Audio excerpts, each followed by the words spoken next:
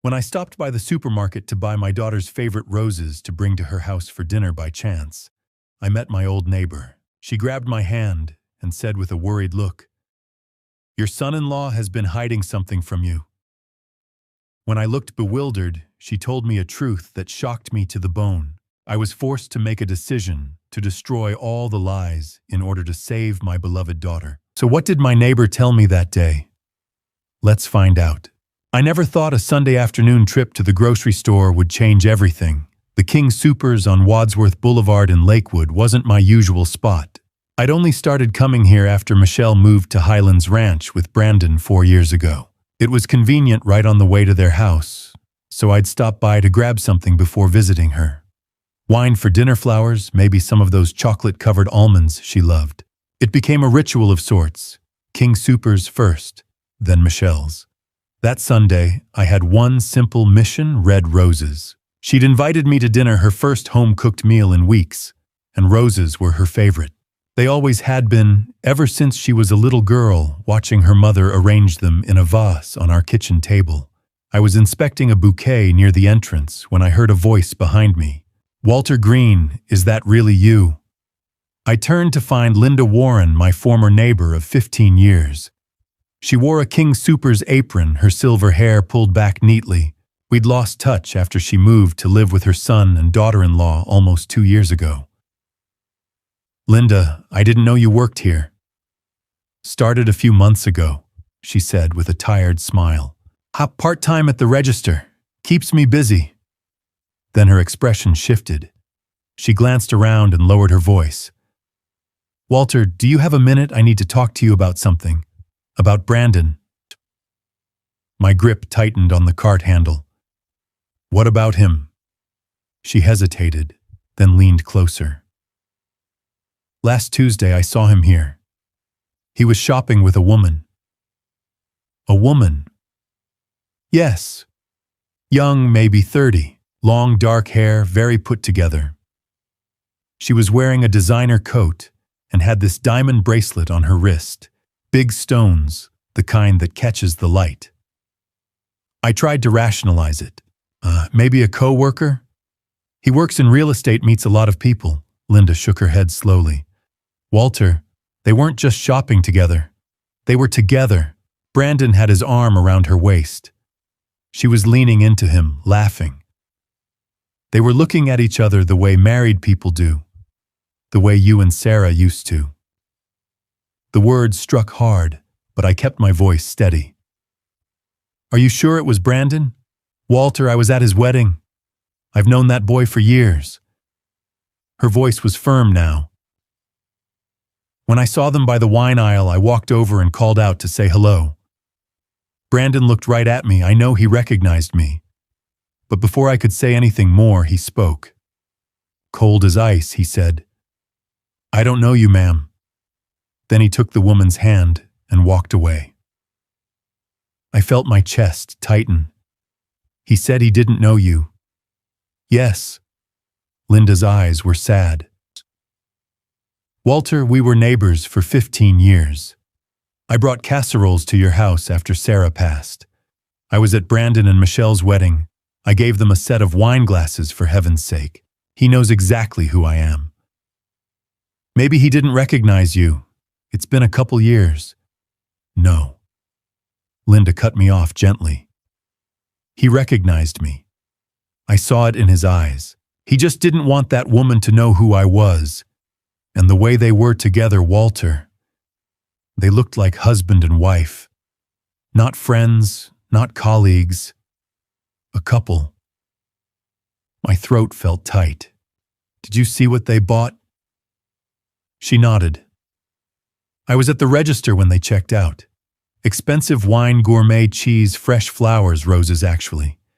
The total was over $200. He paid with a credit card without blinking. $200 on groceries for a casual Tuesday." Michelle had mentioned money was tight lately. She'd been picking up extra shifts at the hospital, and Brandon said his commission checks were smaller.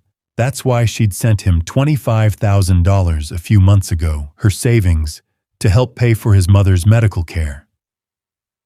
Brandon had said his mother Edith was sick and needed treatment, but standing there with Linda's words echoing in my mind, something didn't add up.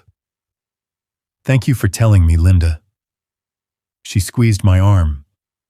"I hope I'm wrong, Walter, but I couldn't not tell you. If it were my daughter." "I understand." She gave me a sad smile and walked back toward the registers.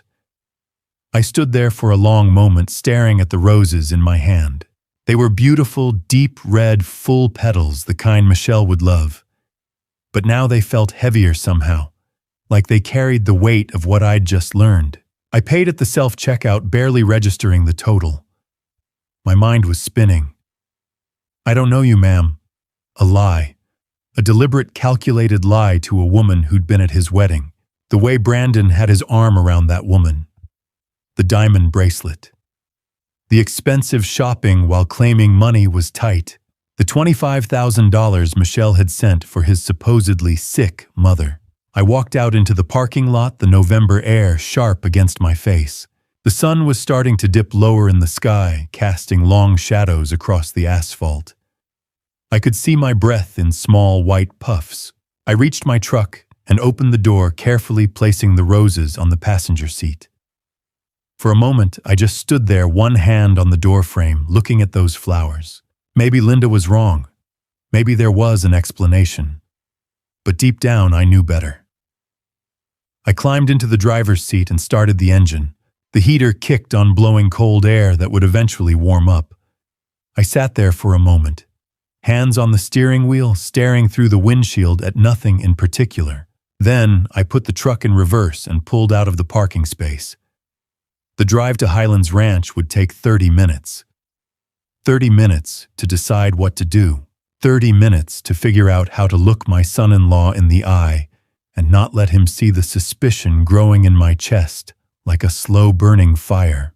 I merged onto the highway, the roses beside me, and Linda's words played over and over in my mind. They looked like husband and wife. He said he didn't know me. Over $200 without blinking. My daughter was waiting for me. She'd be so happy to see the roses. She'd smile that beautiful smile and put them in a vase and tell me dinner was almost ready. And Brandon would be there too, smiling, playing the part of the loving husband. But now I would be watching, really watching. I gripped the steering wheel tighter and kept driving, the bouquet of red roses sitting beside me, beautiful and silent, as the doubt in my heart grew with every passing mile. I pulled into Michelle and Brandon's driveway at 6:30 sharp, the roses still resting on the passenger seat. The house looked picture-perfect, white siding, black shutters, manicured lawn. But after my conversation with Linda, everything felt different. I grabbed the roses and walked to the front door. Before I could knock, it swung open. "Dad!" Michelle pulled me into a hug, her face lighting up. She'd traded her scrubs for jeans and a cozy sweater. "You brought roses. You didn't have to." "I wanted to," I said, handing them to her. She buried her face in the blooms and smiled. "They're beautiful. Come in, dinner's almost ready." I stepped inside, and that's when I started noticing things.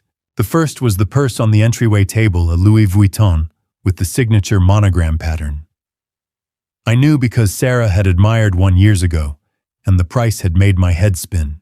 $2,500. "That's new," I said. Michelle glanced over. "Oh yeah, Brandon surprised me last week. He said I deserved something nice." I forced a smile and followed her into the living room. My eyes went straight to the television mounted on the wall, 75 inches. So new I could still see the faint outline where someone had peeled off the price sticker. "New TV?" I asked. "Got it 2 weeks ago." Brandon's voice came from the kitchen doorway. He walked in with a dish towel over his shoulder, grinning. 75 inches, 4K, the whole deal. Figured we'd treat ourselves. He extended his hand, and I shook it, studying his face. He looked the same as always, clean-cut, confident, polished. But now I couldn't help searching for cracks in that exterior. "Business must be good," I said. Better than good. Brandon motioned for me to sit. Dio just closed a $2.5 million listing last month.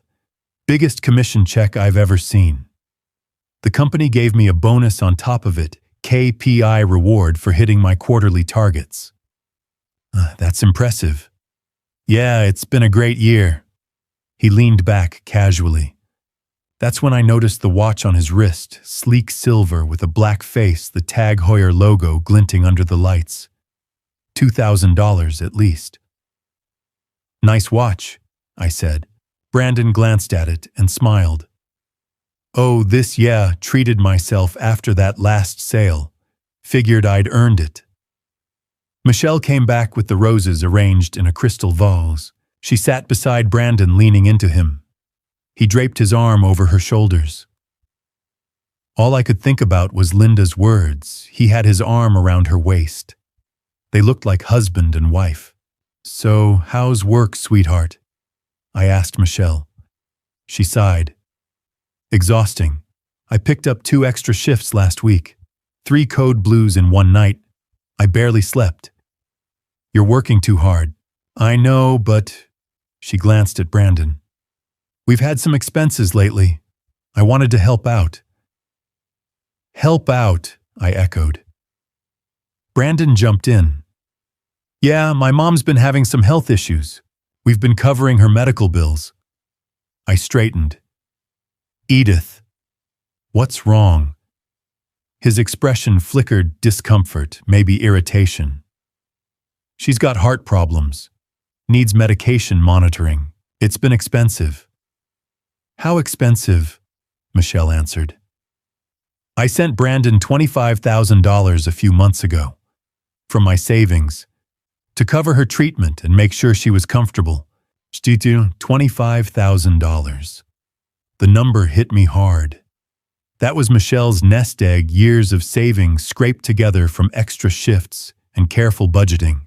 Money she'd dreamed of using for a bigger house or a trip to Europe. And now it was gone.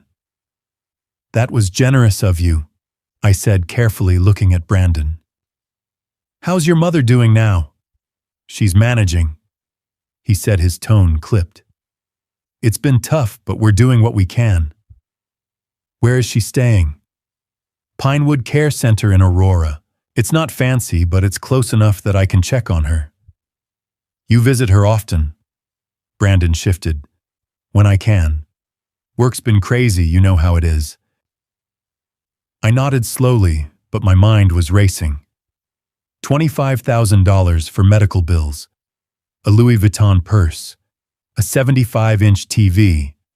A $2,000 watch. If money was so tight, where was all this luxury coming from? Dinner's ready, Michelle announced, standing. I made your favorite dad pot roast with roasted vegetables. I followed them into the dining room. The table was set beautifully, cloth napkins, matching plates, candles flickering. Michelle had gone to a lot of trouble trying so hard to make everything perfect. As I sat down across from Brandon, watching him pour wine into expensive glasses and smile that easy, practiced smile, all I could think about was Linda's voice. I don't know you, ma'am. A lie. A bold-faced lie to a woman who'd been at his wedding, and now sitting here surrounded by expensive things, listening to him talk about his sick mother while my daughter worked herself to exhaustion to pay for care that might not even be real. Something cold settled in my chest. I picked up my fork and took a bite of pot roast, forcing myself to chew, to swallow, to smile at Michelle when she asked if I liked it. It's perfect, sweetheart, I said. Brandon raised his glass. To family, he said. I lifted mine and clinked it against his, meeting his eyes across the table. And in that moment, looking at him, at his confident smile, his expensive watch, his carefully crafted image, I felt like I was sitting across from a complete stranger. A stranger who was lying to my daughter. A stranger I no longer recognized at all. Dinner ended around 8:30. Michelle started clearing the plates, and I stood to help, but Brandon waved me off. Let me get those, Dad, he said with that practiced smile. You relax. He carried a stack of dishes into the kitchen, and I heard his phone buzz on the counter. A moment later, he reappeared, phone in hand, his expression apologetic. "I'm so sorry," he said to Michelle. "That was the office. I have to run out for a bit client emergency. One of my listings just got a surprise inspection issue, and I need to meet the buyer's agent to smooth things over." Michelle's face fell. "Now Dad just got here." "I know, honey, I'm sorry. It'll only take an hour, maybe less." He kissed her forehead, grabbed his keys from the hook by the door, and looked at me. "Walter, great seeing you. We'll do this again soon, yeah." Before I could respond, he was out the door. The house fell quiet except for the soft clink of dishes as Michelle loaded the dishwasher. I stood in the living room, staring at the empty spot where Brandon had been sitting, my mind churning. An hour ago, I might have believed that story. But after what Linda told me, after seeing all those expensive things, after watching Brandon talk about his sick mother while wearing a $2,000 watch, I didn't believe a word of it. Michelle came back into the living room, wiping her hands on a towel. "Sorry about that, Dad. Brandon's job can be so unpredictable sometimes." "It's fine," I said. Then, before I could stop myself, I added, "Michelle, I need to talk to you about something." She sat down on the couch, tucking her legs underneath her. "What's up?" I took a breath. Today, when I was at King Soopers, I ran into Linda Warren. You remember her, our old neighbor? "Oh yeah. How's she doing?" "She's fine. She works there now." I paused, choosing my words carefully. "She told me something that's been bothering me. She said she saw Brandon last week at the store, with a woman." Michelle blinked.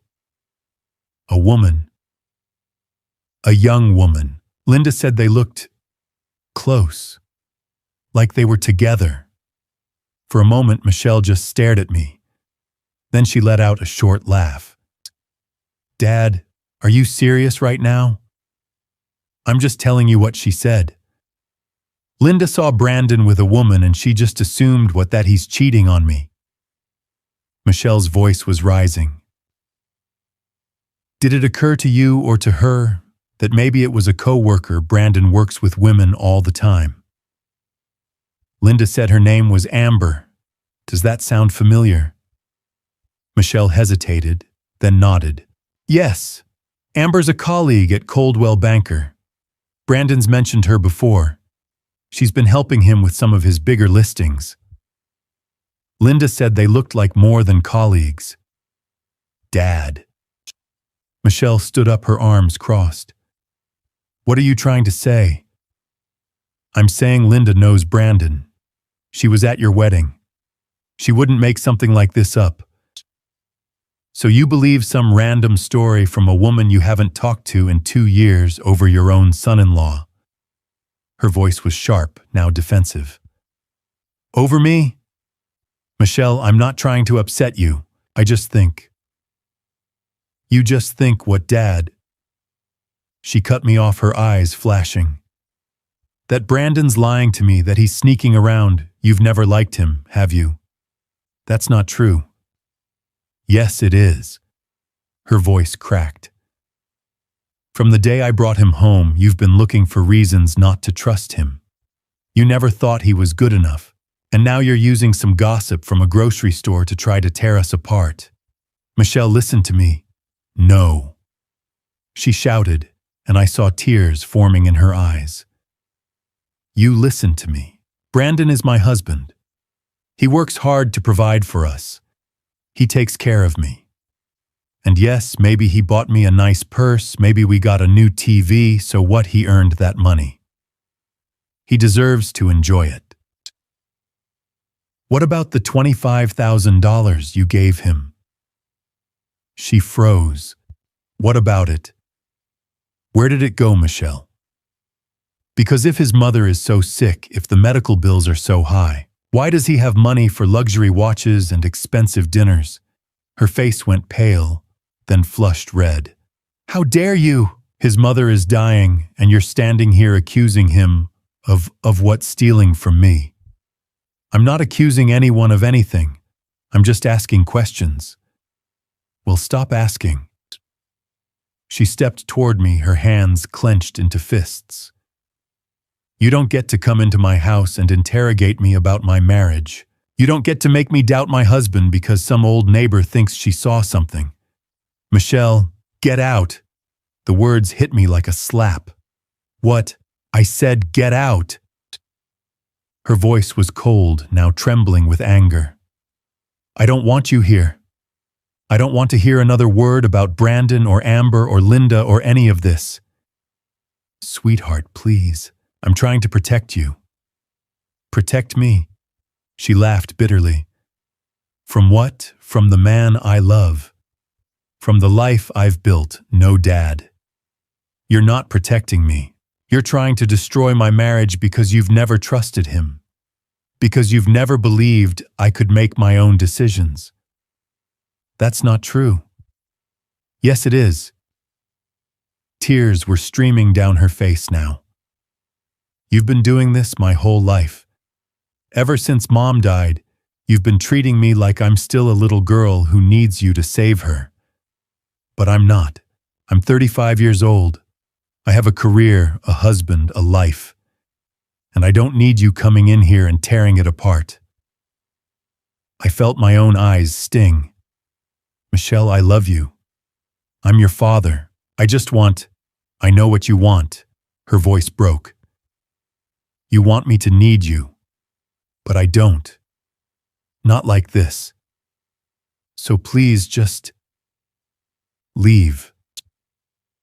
I stood there frozen, searching her face for any sign that she didn't mean it. But all I saw was anger and hurt and something else, something that looked like fear. Fear that I might be right. Then if you walk out that door, she said quietly, don't call me, don't text me, just give me space.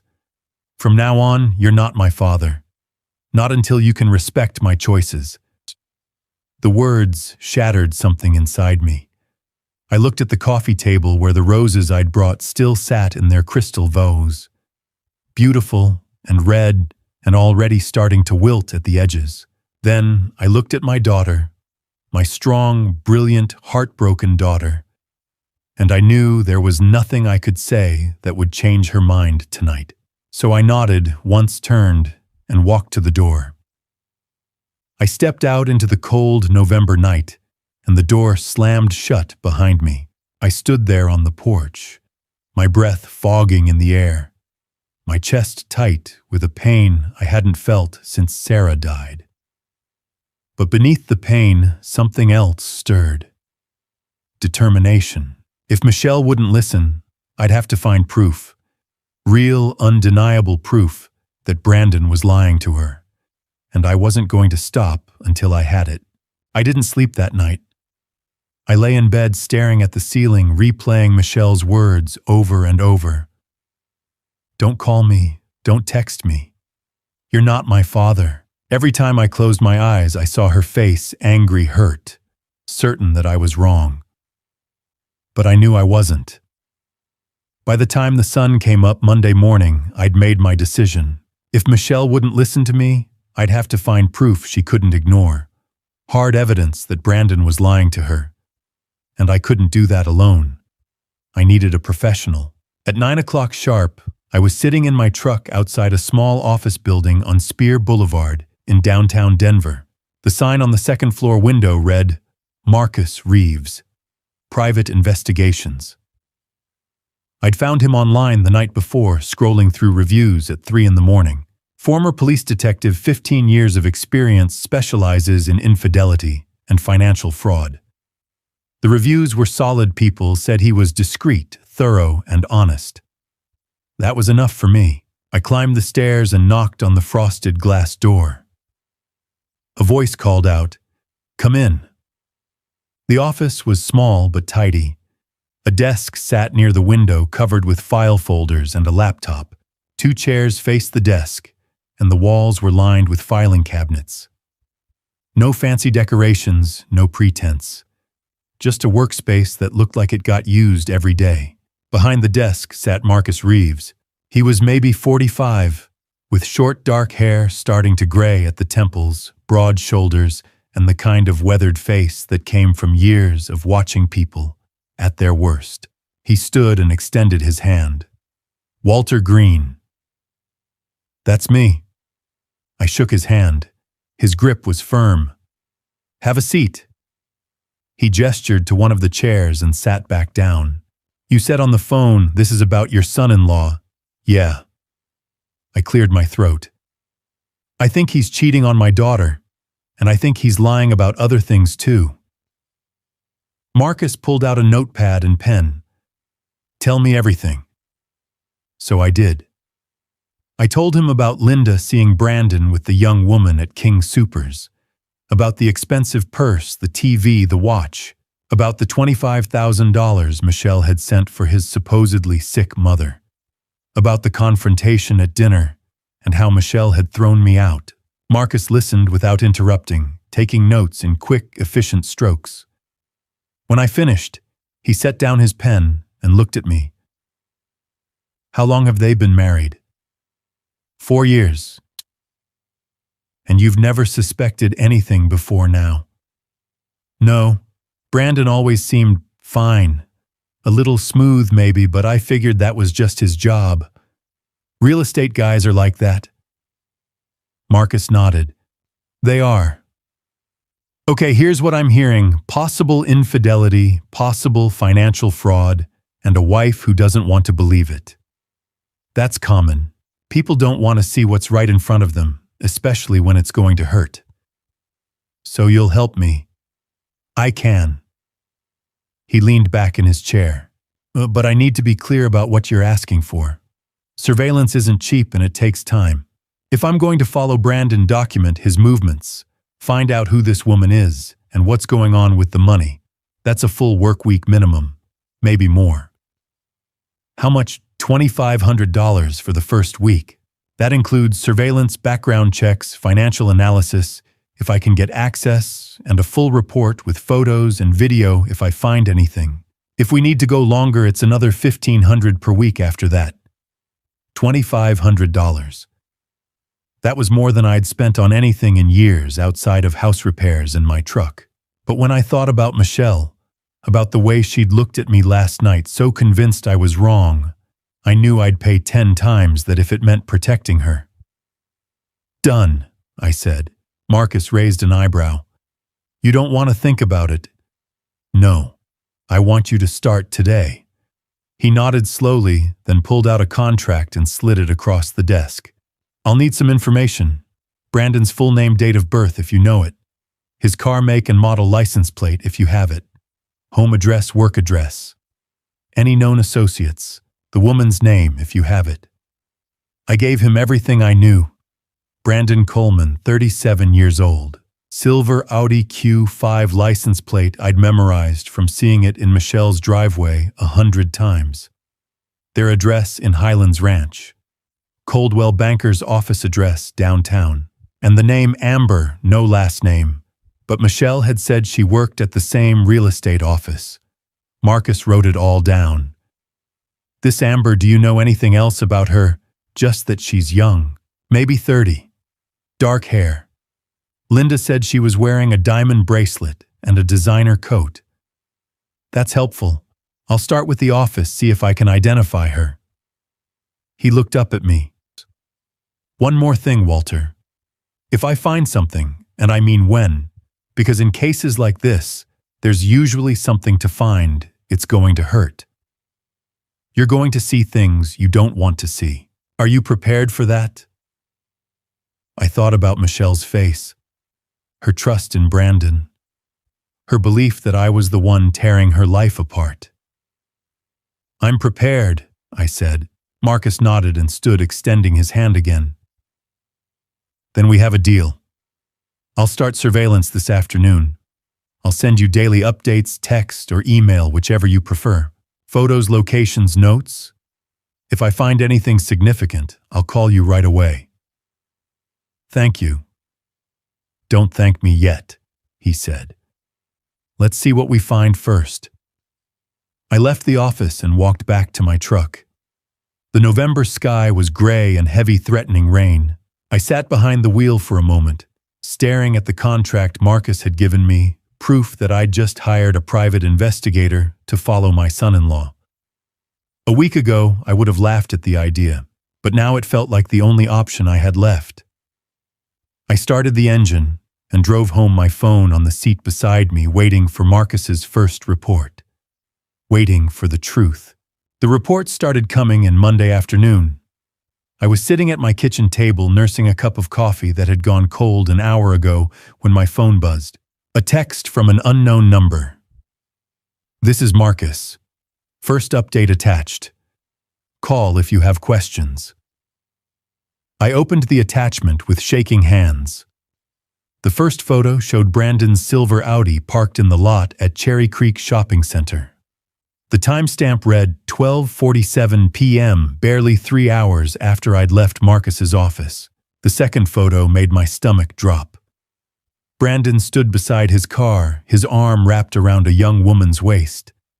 She was laughing, her head tilted back, long, dark hair catching the sunlight. He was looking down at her with an expression I'd seen him give Michelle 1,000 times: affectionate, intimate, familiar. The third photo showed them kissing. I stared at the screen until my eyes burned, then set the phone down and pressed my palms against the table to stop my hands from shaking. There it was. Proof. Undeniable photographic proof that Linda had been right. I called Marcus. "Did you get the photos?" he asked. "Yeah." My voice sounded hollow. "That's her. That's the woman Linda saw. Her name's Amber Wright. 30 years old, works at Coldwell Banker, same office as Brandon. I talked to a couple people who know her. Sounds like they've been seeing each other for over a year." A year. Michelle and Brandon had been married for 4 years, and he'd been cheating on her for at least one of them. "I'll keep following him," Marcus said. "If there's more, I'll find it." "Thank you," I managed. He hung up, and I sat there alone in my kitchen, staring at the photos on my phone, feeling like the floor had opened up beneath me. Tuesday's report came at 2 in the afternoon. This time, it was a video. Marcus had followed Brandon and Amber to Capitol Grill, an upscale steakhouse downtown. The footage showed them sitting at a corner table, candlelight flickering between them. Amber reached across the table and took Brandon's hand. He lifted it to his lips and kissed her knuckles.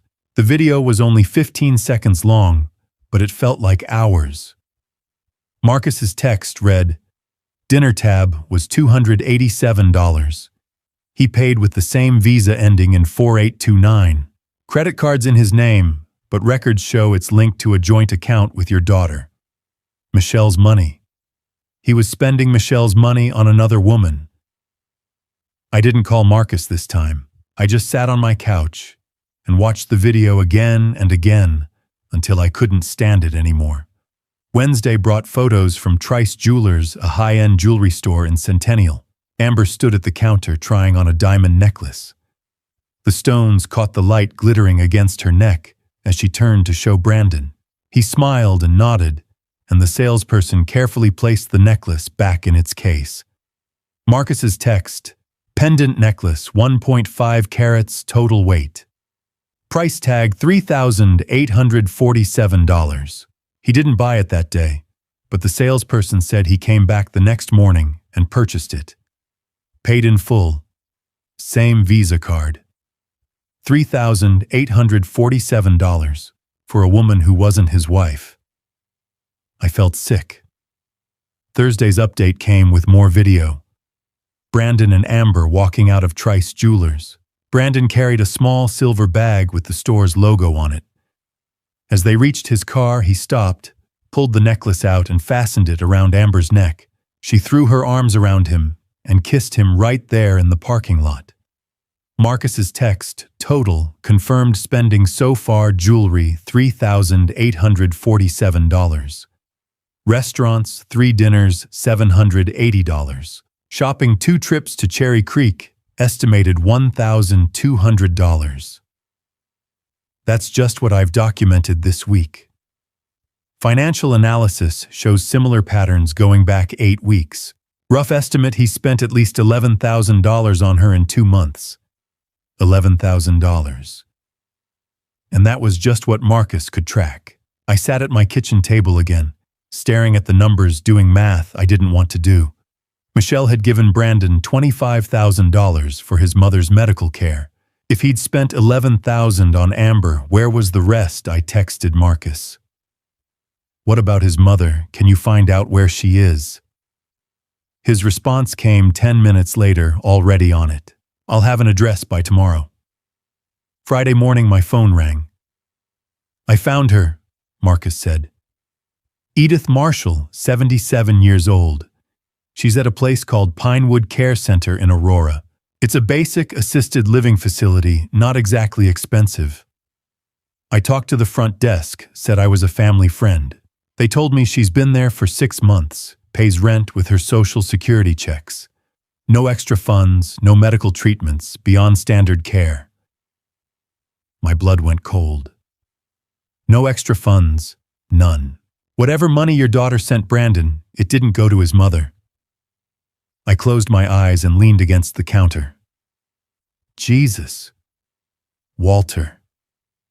Marcus's voice was serious. I've been doing this a long time. This isn't just infidelity. This is financial fraud.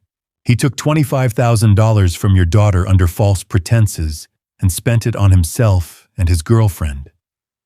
That's a crime. I know. What do you want to do? I opened my eyes and looked at the photos spread across my kitchen table, Brandon and Amber kissing, holding hands, laughing. The receipt from Trice Jewelers, the video of him fastening a diamond necklace around her neck, while Michelle worked 12-hour shifts at the hospital to make ends meet. I want everything, I said. Every photo, every receipt, every detail you can find. I'm going to show Michelle the truth, and she's going to have to face it. I'll send you the full report this afternoon, Marcus said. But Walter, there's one more thing you should do. What? Go see his mother. Talk to her yourself. If Michelle won't believe the photos, maybe she'll believe Edith. I nodded even though he couldn't see me. I will. Good luck, Marcus said, and hung up. I stood in my kitchen staring at my phone at the evidence of my son-in-law's betrayal, stacked up in texts and photos and cold, hard numbers. $25,000. Gone. And Michelle had no idea. At 1 o'clock, my phone buzzed one last time. Another text from Marcus' final report sent to your email. Pinewood Care Center address 2847 Peoria Street, Aurora, Colorado. Visiting hours 9 a.m. to 7 p.m. daily. Her room number is 14. I stared at the address for a long moment. Then I grabbed my keys. It was time to meet Edith Marshall. Saturday morning, I drove to Aurora. Pinewood Care Center sat on a quiet street lined with bare trees, a low brick building that looked like it hadn't been updated since the 70s. The parking lot was half empty, the asphalt cracked. A faded sign near the entrance read, Visiting hours 9 a.m. to 7 p.m. daily. I parked and sat for a moment staring at the building. This was where Brandon's mother lived. The woman Michelle had given $25,000 to help. I grabbed the small bag of groceries I'd brought, oranges, crackers, chocolate, and walked inside. The lobby smelled like disinfectant and overcooked vegetables. A tired-looking receptionist barely glanced up as I approached. I'm here to see Edith Marshall, I said. Room 14. She nodded toward a hallway. Down there, second door on the left. I walked down the narrow corridor, fluorescent lights buzzing overhead. I found room 14 and knocked gently. Come in, a thin voice called. The room was small, maybe 10 by 12 feet, a single bed with a faded floral blanket. A wooden dresser with a few framed photos. A small television on a rolling cart. The window overlooked the parking lot, half covered by drawn blinds. Sitting in a worn armchair by the window was Edith Marshall. She was tiny, maybe 5 feet tall, barely 100 pounds. Her white hair was thin and pulled back in a bun, and she wore an oversized cardigan over a simple house dress. Her hands, resting on the chair arms, were gnarled with arthritis. "Mrs. Marshall," I said softly. She looked up, her pale blue eyes wary. "Yes. My name is Walter Green. I'm Michelle's father, Brandon's father-in-law." Her expression shifted, surprise, then relief. "Michelle's father. Oh my goodness. Please sit down." She gestured to the bed. I set the groceries on the dresser and sat. "I brought you a few things." "That's very kind." Her voice trembled. "I don't get many visitors. Brandon doesn't come by." Her face fell. "No, he calls sometimes, maybe once a month. But he hasn't been here in 6 months. Maybe longer." 6 months. "What about Michelle? Does she visit?" Edith shook her head sadly. "No, but she calls. Or she tries to. She's such a sweet girl, always asking how I'm doing. But Brandon told me not to answer when she calls." I stared at her. "He told you not to answer?" "Yes. He said it would upset her to know how I'm really doing, that it's better if I don't talk to her." So I stopped picking up. Brandon hadn't just lied to Michelle. He'd actively blocked her from his mother. "Mrs. Marshall," I said carefully, "Michelle sent Brandon $25,000. She thought it was for your medical care. Treatments, medications, making sure you were comfortable." Edith's eyes went wide. $25,000. "Yes." She shook her head slowly. "I haven't seen a penny of that money. I pay my rent here with Social Security, $1,200 a month. That's all I have. The staff are kind, but this place isn't expensive, and I'm not getting any special treatments, just regular medications for blood pressure and arthritis." I felt like I'd been punched in the gut. "He told Michelle you were very sick, that you needed the money." "I'm not sick," Edith said, her voice breaking. "I'm just old and lonely." We sat in silence. I looked around the room, the thin blanket, the ancient television, the drafty window. Cold air seeped in despite the cardigan wrapped around her. "Mrs. Marshall, do you have a winter coat?" She blinked. "I have an old one, but it's worn out. The zipper's broken." "Brandon promised to buy you a new one, didn't he?" Her eyes filled with tears. "How did you know?" "Just a guess. He said he'd get me a navy blue one, a warm one, but he never did." She wiped her eyes. "I don't mean to complain. He's my son. I'm sure he's busy. Too busy to visit his mother. Too busy to buy her a coat, but not too busy to spend $11,000 on his girlfriend." I stood up. "Mrs. Marshall, I'm going to buy you that coat. Navy blue, just like he promised. And I'm going to bring Michelle here to see you. Soon." Edith looked up at me, her eyes wide with hope. "You will, I promise." She reached out and took my hand, her grip weak but warm. "Thank you, Walter. You're a good man. Michelle is lucky to have you." I squeezed her hand gently and left. I sat in my truck, staring at the building. The image of Edith's cold, lonely room burned into my mind. $25,000. Michelle had given Brandon $25,000. Marcus had tracked $11,000 spent on Amber Jewelry dinners shopping. That left $14,000. $14,000 that wasn't going to Edith's care. Wasn't going to medical bills or a better facility or the warm coat Brandon had promised her. Where had it gone? I pulled out my phone and called Marcus. I just met his mother, I said, and she's living in a bare room with broken heating, paying rent with Social Security. She hasn't seen a dime of that $25,000. Brandon's been lying about everything. Marcus was quiet for a moment. So, what's your next move? I looked back at the building at the window where Edith's room was. I thought about Michelle working herself to exhaustion, trusting the man she loved.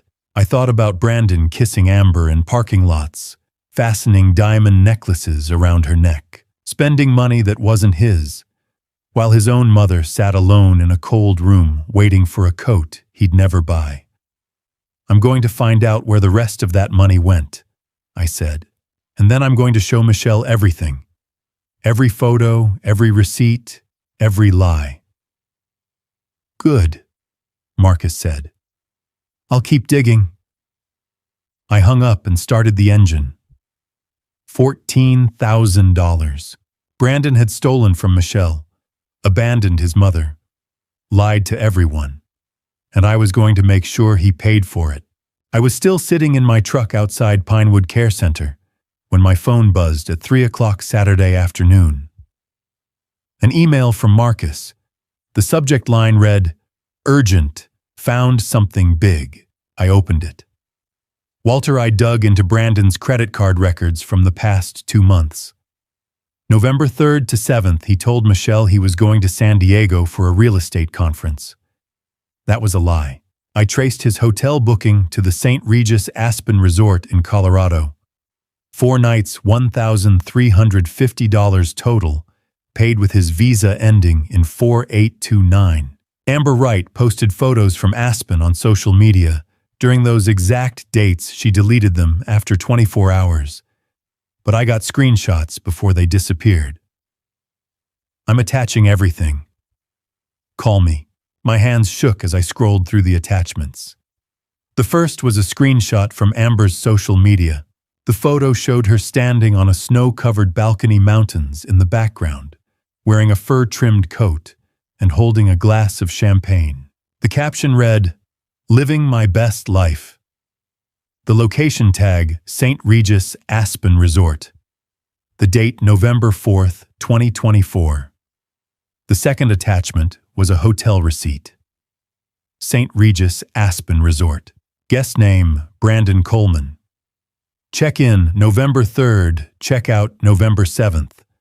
Room rate, $337.50 per night.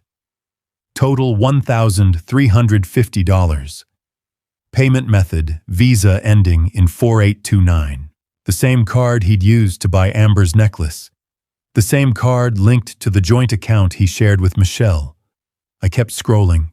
Marcus had included a breakdown of estimated expenses, hotel, $1,350 meals, approximately $400 ski lift passes, $200 miscellaneous, $100. Total estimated cost, $2,050. Add that to the $3,847 necklace from Trice Jewelers, the $780 in restaurant bills, the $1,200 in shopping trips Marcus had already documented. Brandon had spent over $7,000 on Amber in a single month, while Michelle worked 12-hour shifts and sent him $25,000 to care for his supposedly dying mother. I called Marcus. "Did you get it?" he asked. "Yeah." My voice was hoarse. "San Diego." He told her San Diego. I checked. There was no real estate conference in San Diego those dates. He made it up. I closed my eyes and leaned my head back against the seat. "How did you get the social media photos if she deleted them?" "I have software that archives posts before they disappear. It's standard for investigations like this." The posts were public for about 18 hours before she took them down, probably realized it was stupid to broadcast a secret trip. But by then, I'd already captured them. "Is there more?" "One more thing," Marcus said. I found another photo she posted from a restaurant in Aspen, high-end steakhouse called Matsuhisa. I called them, said I was trying to track down a receipt for tax purposes. They confirmed a reservation under Brandon Coleman for 2 people on November 5th at 7 p.m. Bill was $340. $340 for one dinner. Walter, I know this is hard to hear, but you need to understand what you're dealing with. This isn't just an affair. Brandon is living a double life. He's taking your daughter's money and using it to fund a relationship with another woman. Fancy trips, expensive dinners, jewelry. Meanwhile, his mother is sitting in a care facility with a broken coat zipper. I know. What are you going to do? I opened my eyes and stared through the windshield at Pinewood Care Center. I need to talk to Michelle, not to accuse her or upset her, just to confirm the timeline. If she tells me Brandon went to San Diego those dates, then I know for sure he's been lying to her face. Just be careful, Marcus said. If she's still in denial, she might warn him you're investigating. I'll be careful. I hung up and sat there for a long moment, phone in my hand, trying to decide how to approach this. Finally, I dialed Michelle's number. She answered on the 3rd ring. Dad. Her voice was guarded cold. We hadn't spoken since she'd thrown me out Sunday night. Hi, sweetheart, I said, keeping my tone light. I know you asked for space, and I'm respecting that. I just wanted to check in. How are you? Silence, then, I'm fine. Good. That's good. I paused. I was thinking about Brandon's work. He mentioned he travels a lot for showings and conferences. Does he go out of town often? Sometimes. Why? No reason. Just curious. Has he had any trips recently? Another pause. He went to San Diego a couple weeks ago. A real estate conference. He was gone 4 days. My chest tightened. Early November. Yeah, November 3rd through the 7th. Why are you asking? Just making conversation. I forced myself to sound casual. How was it? Did he enjoy the conference? I think so. He said it was exhausting, lots of networking, late meetings. He came home pretty tired. Tired. Because he'd been skiing in Aspen with his girlfriend, not attending a conference in San Diego. That sounds tough, I said. Well, I'm glad he's working hard. Dad, why are you really calling? I just miss you, Michelle. I hate how we left things. Her voice softened slightly. I miss you too. But I meant what I said. I need you to trust me and my marriage. I know. I'm trying. We talked for a few more minutes, small talk, careful and strained, and then she said she had to go. I told her I loved her. She hesitated, then said it back. When I hung up, I stared at Marcus's email on my phone. Michelle had just confirmed it. Brandon told her he went to San Diego for a conference from November 3rd to 7th. But he hadn't. He'd gone to Aspen with Amber and spent over $2,000 of Michelle's money doing it. I sat there in the parking lot of Pinewood Care Center looking at the photos on my screen. Amber on the balcony with champagne. Brandon's name on the hotel receipt. The restaurant bill. The ski passes. My daughter was working herself to exhaustion, trusting her husband completely. And he was lying to her face. Over and over again. I realized then, with painful clarity, that Michelle wouldn't believe me if I just told her. She'd already chosen Brandon's word over mine once. She'd thrown me out of her house for even suggesting he was unfaithful. But she couldn't argue with proof. Hard evidence. Photos, receipts. A paper trail she couldn't deny. I needed more than what I had. I needed everything. Monday afternoon at 2 o'clock, I walked into the Coldwell Banker office on Grant Street in downtown Denver. The building was modern, all glass and polished steel, with the company logo gleaming above the entrance. I'd driven past it 100 times, but never been inside. Now, standing in the marble lobby, I felt like I was stepping into enemy territory. I took the elevator to the 3rd floor and pushed through the glass doors into the real estate office. The space was open and bright, with rows of desks separated by low partitions. Framed photos of expensive homes lined the walls. A handful of agents sat at their computers talking on phones or typing away. At the front desk sat a young woman with blonde hair pulled back in a sleek ponytail. Her name tag read, Jessica. I approached with what I hoped was a friendly smile. "Good afternoon. I'm looking for Brandon Coleman. Is he available?" Jessica looked up and smiled back. "Oh, Brandon.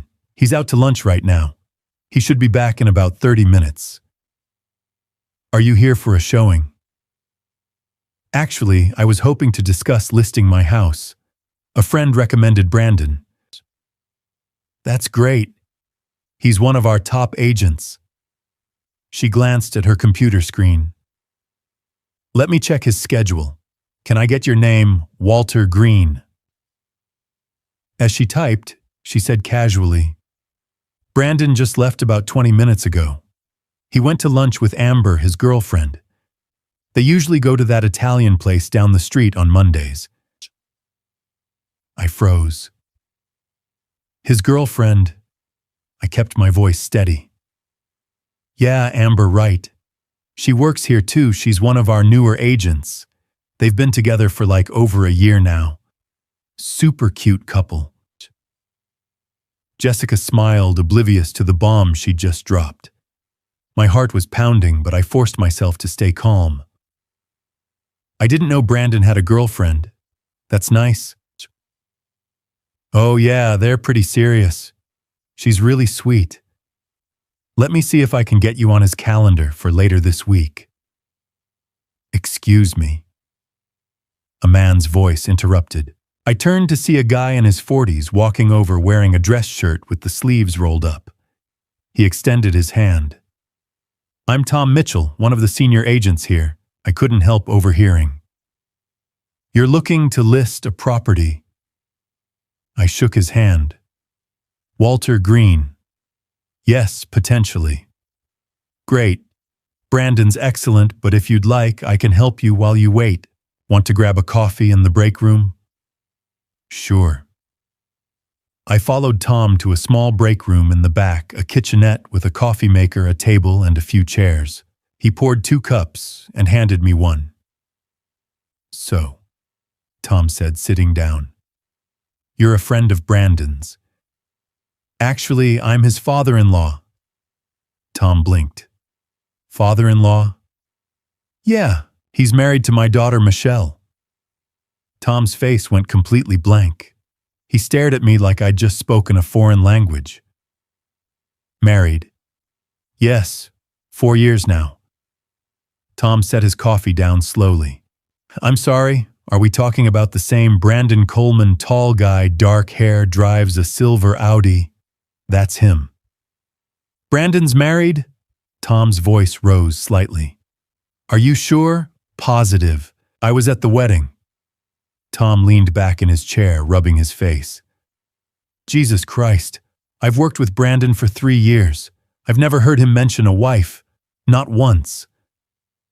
My chest tightened. "Never, never. He talks about Amber all the time, where they went for dinner trips, they're planning gifts he's buying her. The whole office knows they're together. But a wife..." Tom shook his head. "He's never said a word." "What about social events, office parties? Does he bring anyone?" "He brings Amber, every time. Last year's Christmas party, the summer picnic, happy hours. It's always Amber." Tom looked genuinely disturbed now. "Walter, I'm being straight with you. Everyone here thinks Brandon's single. Well, not single anymore because of Amber, but definitely not married." I felt like I'd been punched in the stomach. "So he's been pretending Michelle doesn't exist?" "I guess so. I mean, damn. I had no idea. Tom paused. Does your daughter know about Amber? She knows Amber's name. Brandon told her Amber's a colleague. Nothing more. Tom let out a long breath. Man, that's messed up. I'm really sorry. I wouldn't have said anything if I'd known. No. I cut him off. I'm glad you did. I needed to hear it. We sat in silence for a moment. From the main office, I could hear phones ringing, people talking, the hum of daily business. Normal sounds. But nothing about this felt normal. How long did you say they've been together? I asked.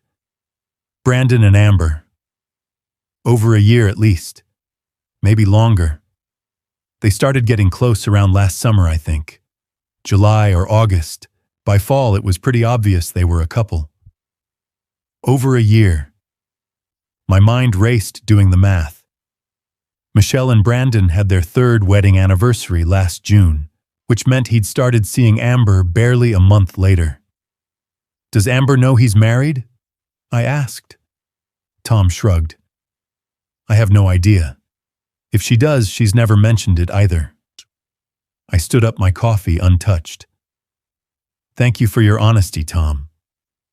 Yeah, of course. He stood too, looking uncomfortable. Listen, are you going to talk to Brandon about this? Eventually. Do me a favor, don't tell him I said anything. I don't need the drama at work.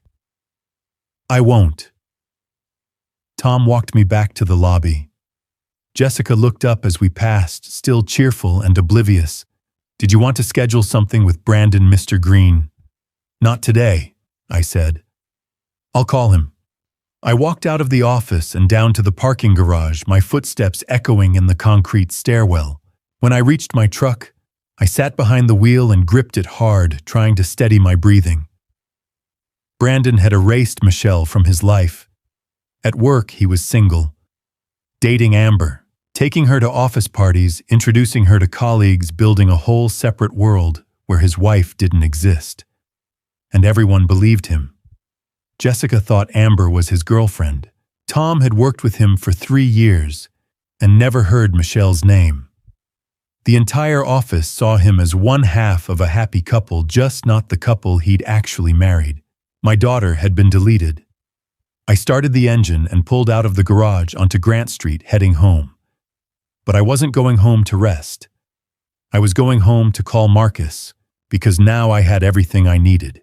Tuesday morning, I drove back to Marcus's office. When I walked in, he was already waiting, a thick manila folder sitting on his desk. He gestured to the chair across from him. This is everything, he said, tapping the folder.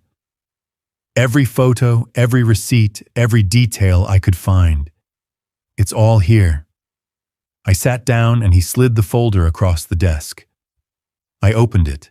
The first page was a timeline, dates, locations, events, all laid out in neat columns. November 3 to 7, Aspen trip with Amber Wright. November 10, jewelry purchase at Trice Jewelers, $3,847. November 12th, dinner at Capitol Grill, $287. On and on, a chronicle of betrayal spelled out in black and white. Behind the timeline were the photos, more than 50 of them. Brandon and Amber at Cherry Creek Shopping Center holding hands in the parking lot. Brandon fastening the diamond necklace around her neck. The two of them at a candlelit table at Capitol Grill, Amber on the balcony and Aspen champagne in hand. Then came the receipts. Hotel bills, restaurant tabs, credit card statements showing charges to the Visa ending in 4829, the joint account Brandon shared with Michelle. I dug deeper into Amber Wright, Marcus said. 30 years old. She and Brandon dated about 6 years ago before he met your daughter. They broke up. He moved on, married Michelle. Then, a year and a half ago, Amber got hired at Coldwell Banker. They reconnected and started the affair. Yeah, from what I can tell, Amber thinks Brandon's getting divorced. She's been posting on social media about new beginnings and fresh starts. I don't think she knows he's still living with his wife. I closed my eyes for a moment. Even Amber was being lied to. How much has he spent on her? I asked. Marcus pulled out a spreadsheet. My based on what I can document, Trice Jewelers necklace, $3,847. Aspen trip, approximately $2,050. 3 dinners at high-end restaurants, $780. Shopping trips at Cherry Creek, estimated $1,200. Flowers, wine gifts, another $600 or so. Total confirmed spending just over $11,000. In 2 months. In 2 months, Marcus confirmed. And that's just what I could track. There's probably more. I stared at the numbers. $11,000 of Michelle's money spent on another woman. And that left $14,000 from the original $25,000, still unaccounted for. What about the rest of the money? I asked.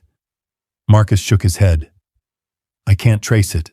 It's possible he moved it to a separate account I don't have access to, or spent it on things that don't leave a paper trail. Cash withdrawals, maybe. Or he's saving it. Either way, it didn't go to his mother.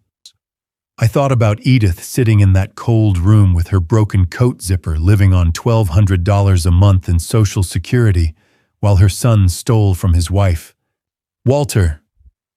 Marcus said, his voice serious. I need to warn you. When you confront Brandon with this, he's going to know he's been caught. And cornered people do unpredictable things. He might get angry. He might threaten you or Michelle or both. Be prepared. I will. Do you have a plan? Yeah. I looked down at the folder.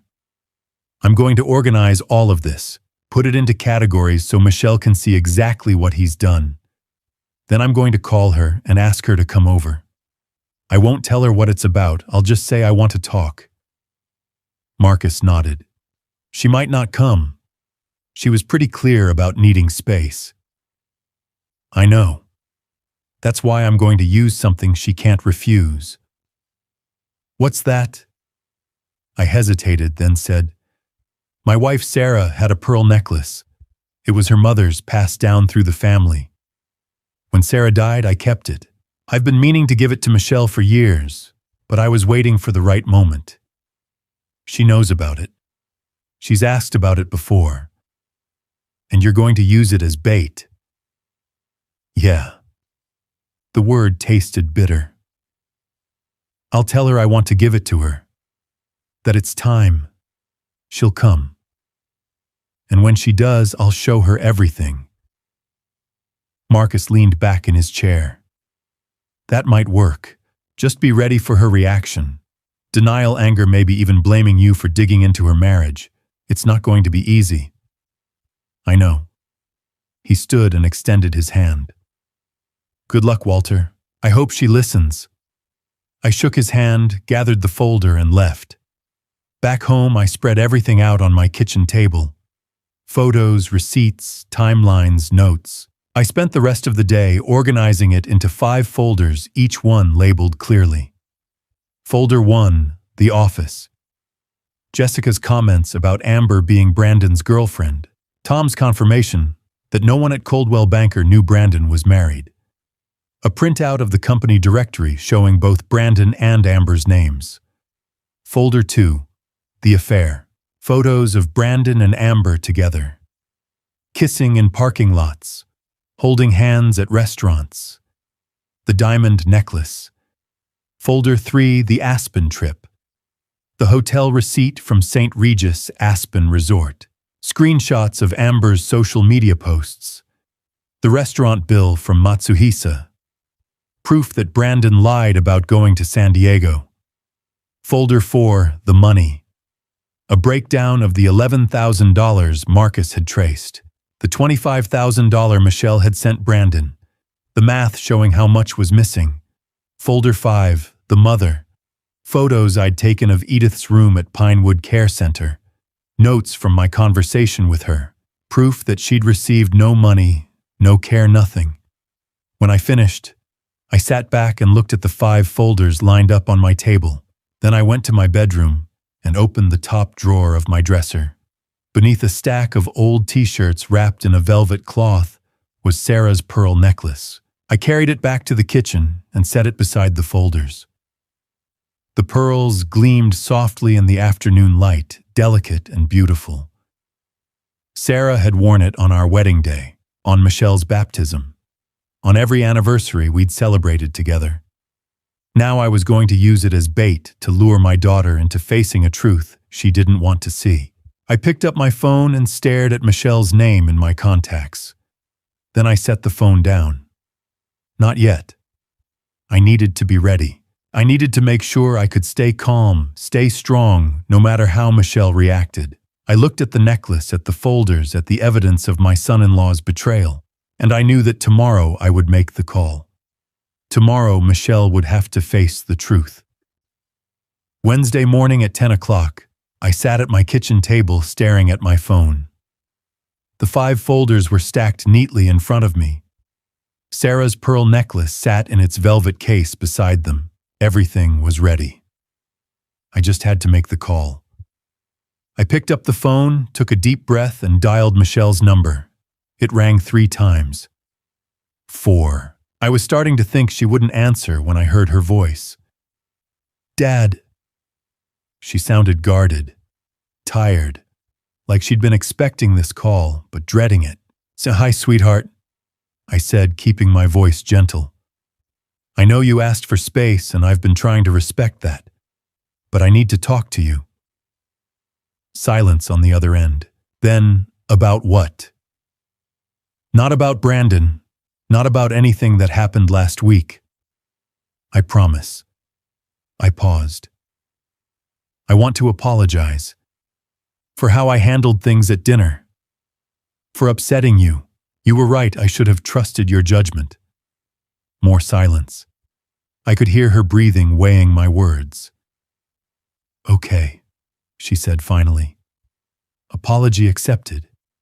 Is that all?" "No."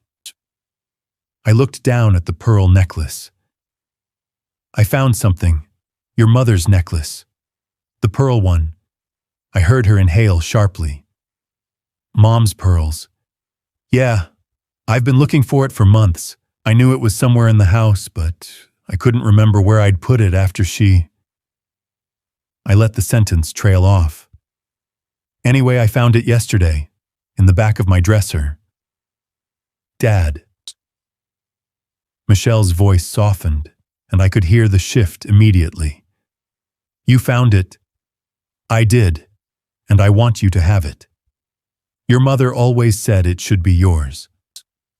Michelle was quiet for a long moment. I knew what that necklace meant to her. She'd watched Sarah wear it on special occasions her whole life. At our anniversary dinners, at Michelle's college graduation, at parent-teacher conferences when Michelle was in elementary school and Sarah wanted to look her best. The last time Sarah wore it was at Michelle's wedding. She'd insisted on it, said it was tradition that something borrowed, something blue wasn't enough, without something that connected 3 generations of women. "I thought it was lost," Michelle said, and I could hear the emotion catching in her voice. "So did I, but it's here. It's safe, and it's yours. Can I come get it?" "Of course, but I'd like to do this properly. Come over for dinner, Saturday night, 7 o'clock. I'll make pot roast the way you like it with the carrots and those little red potatoes. We can talk, have a nice evening, and I'll give you the necklace. What do you say?" Another pause. I held my breath, waiting. "Just you and me?" she asked carefully. "Well, Brandon's welcome too if he wants to come. I don't want to exclude him. This is a family thing, and he's family." The words tasted like ash in my mouth, but I forced them out. I heard muffled voices on the other end of the line, Michelle covering the phone, talking to someone in the background. Brandon, almost certainly. I couldn't make out the exact words, but I could hear the tone. His voice was low, insistent. Hers was questioning, uncertain. The conversation lasted maybe 15 seconds. Then Michelle came back on the line. "Brandon says he'd like to come," she said. "If that's really okay with you." "Perfect. Exactly what I needed. Of course it's okay," I said, injecting warmth into my voice. "I'd be happy to have him. 7 o'clock Saturday. I'll have everything ready." "Okay." Michelle sounded relieved, maybe even a little hopeful. "Saturday at 7. We'll be there." "Thank you, sweetheart. I'm really looking forward to it. It's been too long since we've had a proper family dinner." "Me too, Dad. And thank you for finding the necklace, for wanting to give it to me. It means a lot." "I know it does," I said quietly. "Your mother would want you to have it. She always did. I love you, Dad." The words hit me harder than I expected. "I love you too, sweetheart. More than you know." We said our goodbyes and I hung up. I sat there for a long moment, phone still in my hand, staring at the 5 folders on the table. My heart was pounding. My hands were shaking slightly. Saturday, 7 o'clock. Michelle and Brandon would walk through my door expecting a reconciliation dinner and a family heirloom. Instead, they'd get the truth. All of it. I set the phone down and picked up Sarah's pearl necklace. The pearls gleamed softly in the morning light, smooth and perfect. Sarah had worn this on our wedding day, on the day Michelle was born, on every important occasion for 30 years. And now I was using it as bait to lure my daughter into the hardest conversation of her life. "I'm sorry, Sarah," I whispered to the empty kitchen, "but I have to do this. I have to save her." I placed the necklace carefully back in its velvet case and closed the lid. Then I looked at the 5 folders again. Each one contained a piece of Brandon's betrayal. Each one held proof that would shatter Michelle's world. But it had to be done. Because Brandon was coming. He'd taken the bait just like I'd hoped. He probably thought this was his chance to smooth things over, to play the loving son-in-law, to prove to Michelle once and for all that her father was the problem. He had no idea what was waiting for him. I stood up and walked to the window, looking out at the cold November morning. 3 more days. 72 hours until Saturday night. 3 more days to prepare myself for what I was about to do. I thought about Michelle's voice on the phone. The way it had softened when I mentioned the necklace. The way she'd said, "I love you, Dad," before hanging up. In 3 days, she might never say those words to me again. But if it meant saving her from a man who was bleeding her dry, stealing from her, lying to her face every single day, then I'd accept that. I turned back to the table and looked one more time at the evidence of Brandon Coleman's betrayal. The office folder, the affair folder, the Aspen folder, the money folder, the mother folder. 5 folders that would destroy a marriage. 5 folders that would break my daughter's heart. But 5 folders that told the truth.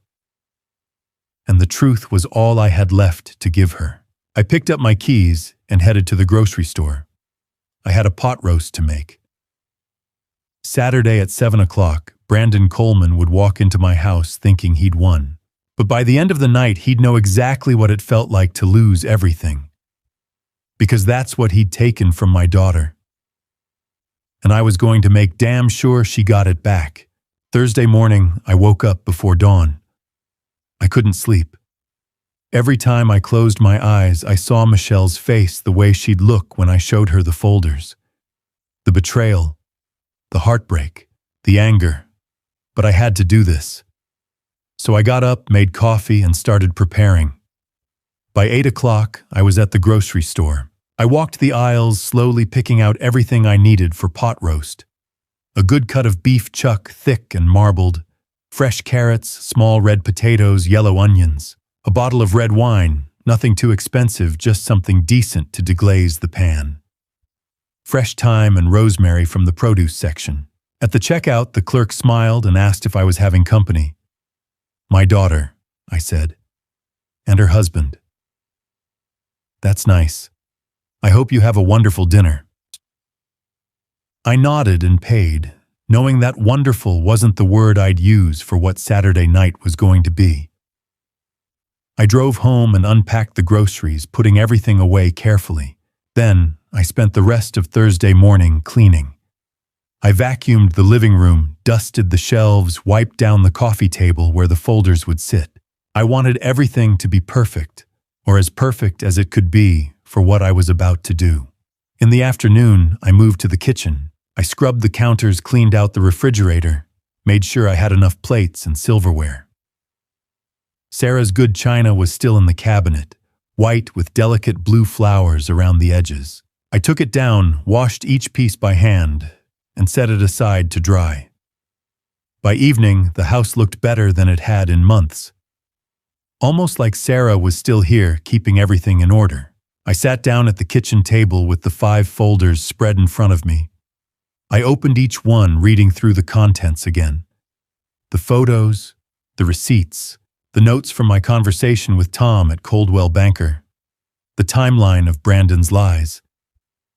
I rehearsed what I was going to say, how I'd start, how I'd present each piece of evidence, how I'd stay calm when Michelle got angry and she would get angry.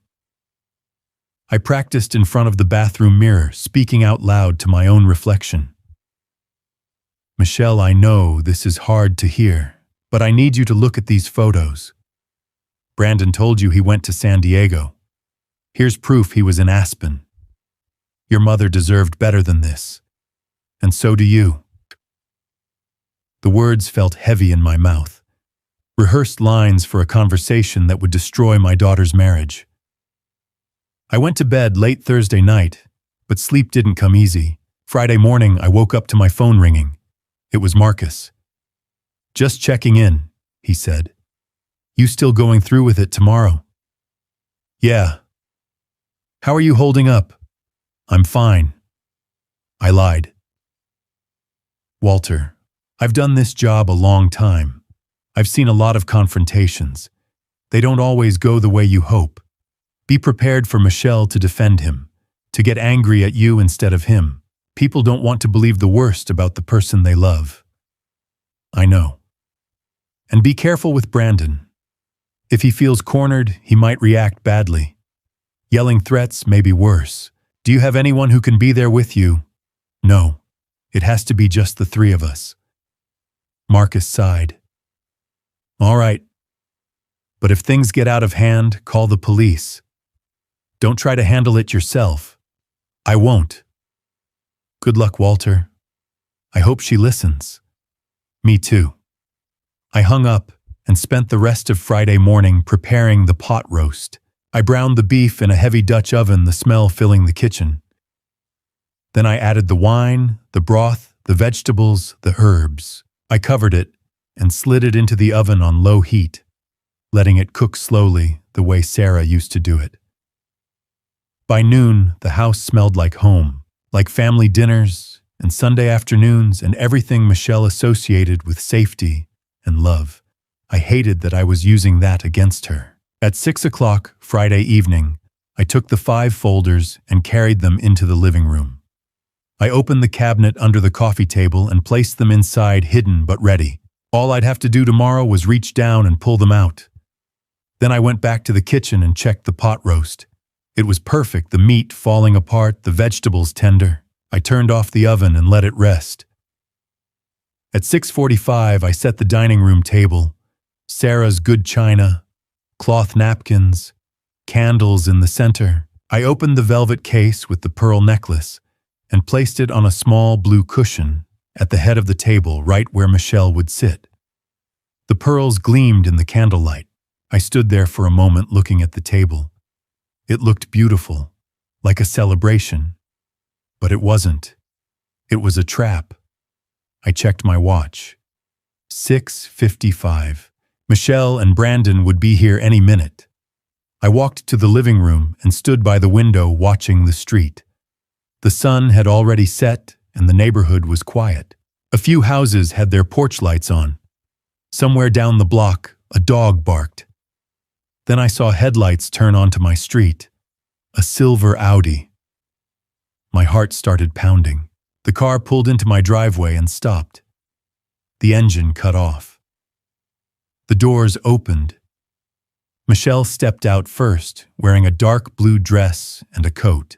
Brandon followed, dressed in slacks and a button-down shirt. They looked like they were going to a nice dinner. They had no idea. I moved away from the window and walked to the front door. 6:58. The doorbell rang. I closed my eyes, took a deep breath, and opened the door. At 7 o'clock, Michelle and Brandon stepped into my house. Michelle looked around, taking in the clean living room, the smell of pot roast wafting from the kitchen. She smiled, but it was tentative, guarded. The tension from our last conversation still hung between us. "Hi, Dad," she said again, softer this time. Come in," I said, stepping aside. "Let me take your coats." Brandon handed me his jacket, flashing that practiced smile of his. "Thanks for having us, Walter. How've you been?" "Good," I lied. "Really good. Come on, dinner's just about ready." I led them into the dining room. Michelle's eyes went immediately to the table, the candles, the good china, the pearl necklace sitting on its blue velvet cushion at her place setting. She gasped. "Dad, is that your mother's pearls?" I finished. "Go ahead, take a look." She walked over slowly, almost reverently, and picked up the necklace. The pearls gleamed in the candlelight as she held them up, her eyes filling with tears. "It's beautiful," she whispered. "I can't believe you found it. I told you I would." She looked at me, and for a moment the tension between us dissolved. "Thank you. You can put it on after dinner if you want. For now, let's eat." We sat down, Michelle and Brandon on one side of the table, me across from them. I served the pot roast, spooning the tender beef and vegetables onto their plates. Steam rose from the food, and for a few minutes the only sound was the clink of silverware against china. "This is delicious, Dad," Michelle said, breaking the silence. "Your mother's recipe. I'm glad you like it." Brandon cut into his beef and nodded. "Really good, Walter. You're a great cook." "Thanks." The conversation was stilted, polite, like we were all strangers trying to make small talk. I watched Brandon as he ate, the way he smiled at Michelle, the way he touched her hand briefly when she passed him the salt. He looked relaxed, confident. He had no idea what was coming. "So," Brandon said after a few minutes, leaning back slightly. "I had a great week at work. Closed 2 deals, both of them big ones. Commission's looking good. Should be around 15,000 for the month." "That's impressive," I said, keeping my voice neutral. "Yeah, it's been a strong quarter. I'm actually thinking about upgrading my car, maybe trade in the Audi for something newer." Michelle glanced at him. "I thought we were saving for a down payment on a bigger house." "We are," Brandon said smoothly. "But we can do both. Business is good, honey. We can afford it." I said nothing, just took another bite of pot roast. $15,000. Another round of lies, another performance. Michelle turned to me. "Dad, can I see the necklace again? After dinner?" "Of course," I said. "I'll give it to you properly, in the living room with coffee. Your mother would have wanted it that way." She smiled, and I saw the little girl. She used to be the one who believed the best of everyone, who trusted without question. It broke my heart. We finished dinner in near silence. I cleared the plates, waved off Michelle's offer to help, and brought out coffee on a tray. Then I gestured toward the living room. "Let's sit in there. More comfortable." Michelle and Brandon followed me in. She sat on the couch, and he sat beside her, his arm draped casually over the back of the cushions. I sat in the armchair across from them, the coffee table between us. I poured 3 cups of coffee, handed them out, and set the tray aside. "So," Michelle said, her voice eager. "The necklace." "In a minute," I said. "First, there's something I need to talk to you both about." Her smile faltered. "Dad, you said this wasn't about—" "It's not about our argument," I interrupted gently. "It's something else. Something important." Brandon straightened slightly, his expression shifting. "What's this about Walter?" I didn't answer. Instead, I reached down and opened the cabinet under the coffee table. I pulled out the 5 folders and set them on the table between us. Michelle stared at them, her brow furrowing. The folders were labeled clearly in my handwriting office. Affair, Aspen, money, mother. "Dad." Michelle's voice was barely a whisper. "What is this?" Brandon's face had gone pale. His jaw tightened, and I saw his hand grip the armrest of the couch. "These," I said quietly, looking at Michelle, "are things you need to see." "Walter." Brandon said, his voice suddenly hard. "What the hell are you doing, showing my daughter the truth?" Michelle looked between us, confusion and fear flickering across her face. "Truth? What truth?" "Dad, you promised this wasn't—" "I know what I promised," I said. "But some things are more important than promises. Your safety, your future, your happiness. Dad, you're scaring me." "I know, sweetheart. I'm sorry." I placed my hand on the first folder. "But I need you to trust me. Just for a little while longer."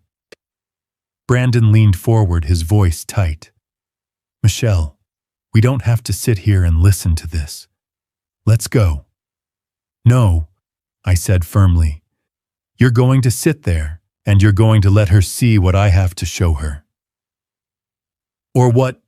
Brandon's eyes flashed with anger. "Or she'll wonder for the rest of her life why you were so desperate to leave." Michelle looked at Brandon, then back at me. Her hands were trembling. "Dad, what is this?" I took a deep breath and opened the first folder. Inside were printouts, photos I'd taken of the Coldwell Banker office directory, showing both Brandon's and Amber's names. Notes from my conversation with Tom, a handwritten statement from Jessica, the receptionist. I slid the first page across the table toward Michelle. "Last Monday," I said, my voice steady. "I went to Brandon's office. I told the receptionist I was looking for him. She said he'd gone to lunch." I paused. "With Amber, his girlfriend." Michelle's eyes went wide. "What?" "That's what she said. Brandon's out with Amber, his girlfriend." Those were her exact words. Brandon's face flushed red. "She's confused. Amber's a colleague. The receptionist doesn't know what she's talking about." "Then explain this." I pulled out another page, a printout of Jessica's note written in her bubbly handwriting. "Brandon Coleman plus Amber Wright equals office couple together 1+ year." Michelle took the paper with shaking hands. "Dad, this could be a mistake." "It's not." I picked up my phone and played the recording I'd made of Tom. Tom's voice filled the room. "Brandon's married." "Are you sure? I've worked with him for 3 years. I've never heard him mention a wife. Not once. He talks about Amber all the time. The whole office knows they're together." Michelle's hand went to her mouth. "I talked to Tom Mitchell," I said. "Senior agent at Coldwell Banker. He confirmed that everyone in the office thinks Brandon is single. Or rather dating Amber. They've been bringing her to office parties, company events, happy hours. For over a year." "That's not—" Brandon started. I'm not done. I cut him off. I opened the second folder. This one was full of photos. I spread them across the coffee table one by one.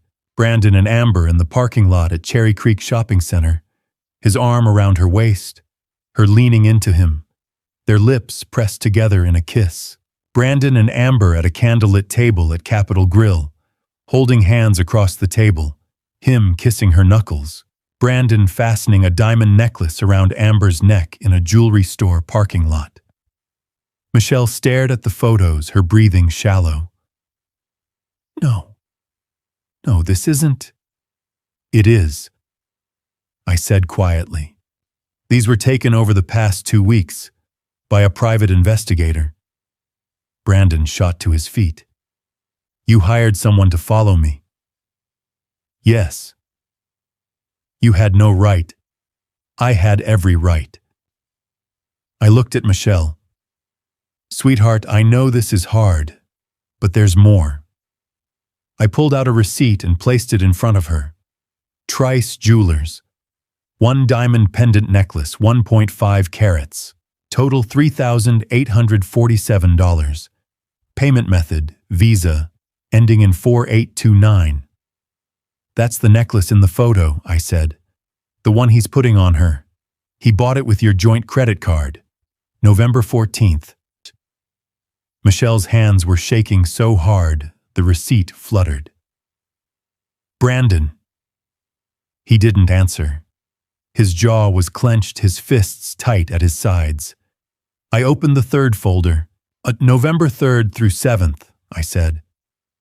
Brandon told you he was going to San Diego for a real estate conference. Do you remember? Michelle nodded slowly, tears starting to stream down her face. He didn't go to San Diego. I slid a hotel receipt across the table. He went to Aspen, with Amber. The receipt showed it clearly, St. Regis Aspen Resort. Guest Brandon Coleman. 4 nights. Total $1,350. Visa ending in 4829. Behind it was a screenshot from Amber's social media, her standing on a snow-covered balcony with mountains in the background. Champagne in hand, the location tag reading St. Regis Aspen Resort. November 4th. There was no conference, I said. He lied to you. He took her on a romantic trip and paid for it with your money. Shoo. Michelle was crying openly now, staring at the receipt, at the photo, at Brandon. You said it was exhausting. You said you were tired from all the networking. Brandon's face had gone from red to pale. Michelle, I can explain. Explain what? Her voice broke. Explain why you lied. Explain why you're in Aspen with another woman while I'm working double shifts at the hospital. It's not what it looks like. Stop. I opened the 4th folder. There's more. This one had a spreadsheet Marcus had prepared. A detailed breakdown of Brandon's spending over the past 2 months. Trice Jewelers, $3,847. Regis Aspen Resort, $1,103, $150. Matsuhisa Restaurant, Aspen 3, $140. Capitol Grill, $217. Cherry Creek Shopping estimated, $120. Flowers Gifts Miscellaneous, $60. Total $100. 624, I pointed to the total. $11,624. That's what he spent on Amber in the past 2 months. All of it charged to the credit card linked to your joint account. Michelle stared at the numbers, her face ashen. You gave Brandon $25,000. I continued. You thought it was for his mother's medical care, but he spent over $11,000 of it on his girlfriend. I looked at Brandon, which brings me to my question. Where's the other $14,000? Brandon said nothing. His hands were shaking now too. I opened the 5th and final folder. Inside were photos I'd taken at Pinewood Care Center. Edith's small cold room, the worn furniture, the broken window latch, and a printed transcript of my conversation with her. Last Saturday, I said, I went to see your mother-in-law, Edith Marshall. She's at Pinewood Care Center in Aurora. Michelle looked up, her eyes red and swollen. How is she? Not good. I slid the photos toward her. She's living in a room that barely has heat. She pays her rent with Social Security, $1,200 a month. That's all she has. But Brandon said the medical bills were so high. There are no medical bills, I said. Edith isn't getting any special treatment. No medications beyond basic prescriptions for blood pressure and arthritis. No extra care. Nothing. I played another recording on my phone, Edith's thin, trembling voice. Brandon hasn't sent me any money. He promised to buy me a winter coat, a navy blue one, but he never did. I haven't seen him in 6 months. Michelle's face crumpled. She pressed her hands to her mouth, sobbing. He lied about his mother, I said. He lied about the money. He lied about the trip. He lied about Amber. He's been lying to you about everything, Michelle. I looked at Brandon, who stood frozen, his face a mask of barely controlled rage and fear. So I'll ask you one more time, Brandon. Where's the other $14,000? Silence. Michelle looked up at him, tears streaming down her face, her voice barely a whisper. Brandon. He didn't answer. She stood up slowly, the photos scattered on the coffee table between us. Dad. Her voice broke. Is all of this real? I looked at my daughter, my strong, beautiful daughter who'd worked so hard, sacrificed so much, trusted so completely. And I nodded. Yes, sweetheart. It's all real. She turned to Brandon, waiting for him to deny it, to explain, to tell her I was lying. But he said nothing. And in that silence, her world shattered. Type a number 1 to 10 in the comments. To rate this story so far, I'd love to know your thoughts. Quick reminder, some elements are dramatized for storytelling. You're welcome to leave now if you prefer. I want to send you warm wishes for good health. Please take care and keep yourself warm. Now let's continue. For a long moment, nobody moved. Brandon stood frozen, his face cycling through emotions, shock, fear, anger. Michelle sat on the couch, staring at the evidence scattered across the coffee table, her chest heaving with sobs she was trying to hold back. Then Brandon dropped to his knees in front of her. Michelle, he said, his voice urgent, pleading. Baby, listen to me. Please, this isn't what it looks like. I can explain everything. Michelle didn't look at him. She just stared straight ahead, tears streaming down her face. Your father, he's twisting everything, making it seem worse than it is. Amber is just a friend. Those photos are out of context. The trip to Aspen was a work thing, I swear. Stop lying, I said quietly. Brandon's head snapped toward me, his eyes flashing with fury. You stay out of this? No. I stood up. I won't, because there's one more thing you haven't explained. What? Brandon's voice was venomous now. The private investigator found something else. A credit card debt, $15,000 in your name, high interest, maxed out. That's why you needed Michelle's money, isn't it? Brandon's face went white. Michelle looked up at him, her voice barely a whisper. $15,000 in debt. It's not. Brandon stammered. It is, I said. You were drowning in debt. You needed cash, so you lied to Michelle about your mother being sick, took $25,000, spent $11,000 on your girlfriend, and used the rest to pay off your credit cards. That's not true, Brandon shouted, standing up. You're making this up. You hired some hack to fabricate evidence because you never liked me. You've been trying to ruin my marriage from day one. Then explain the photos, I said calmly. Explain the hotel receipt. Explain why your coworkers think you're single. Explain why your mother hasn't seen you in 6 months. Brandon's hands clenched into fists. You had no right to go to my office, no right to follow me, no right to talk to my mother. I had every right. My voice was steel now, because you're stealing from my daughter. She gave me that money willingly. Under false pretenses. That's called fraud.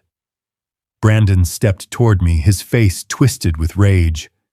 You self-righteous old man. You think you're protecting her.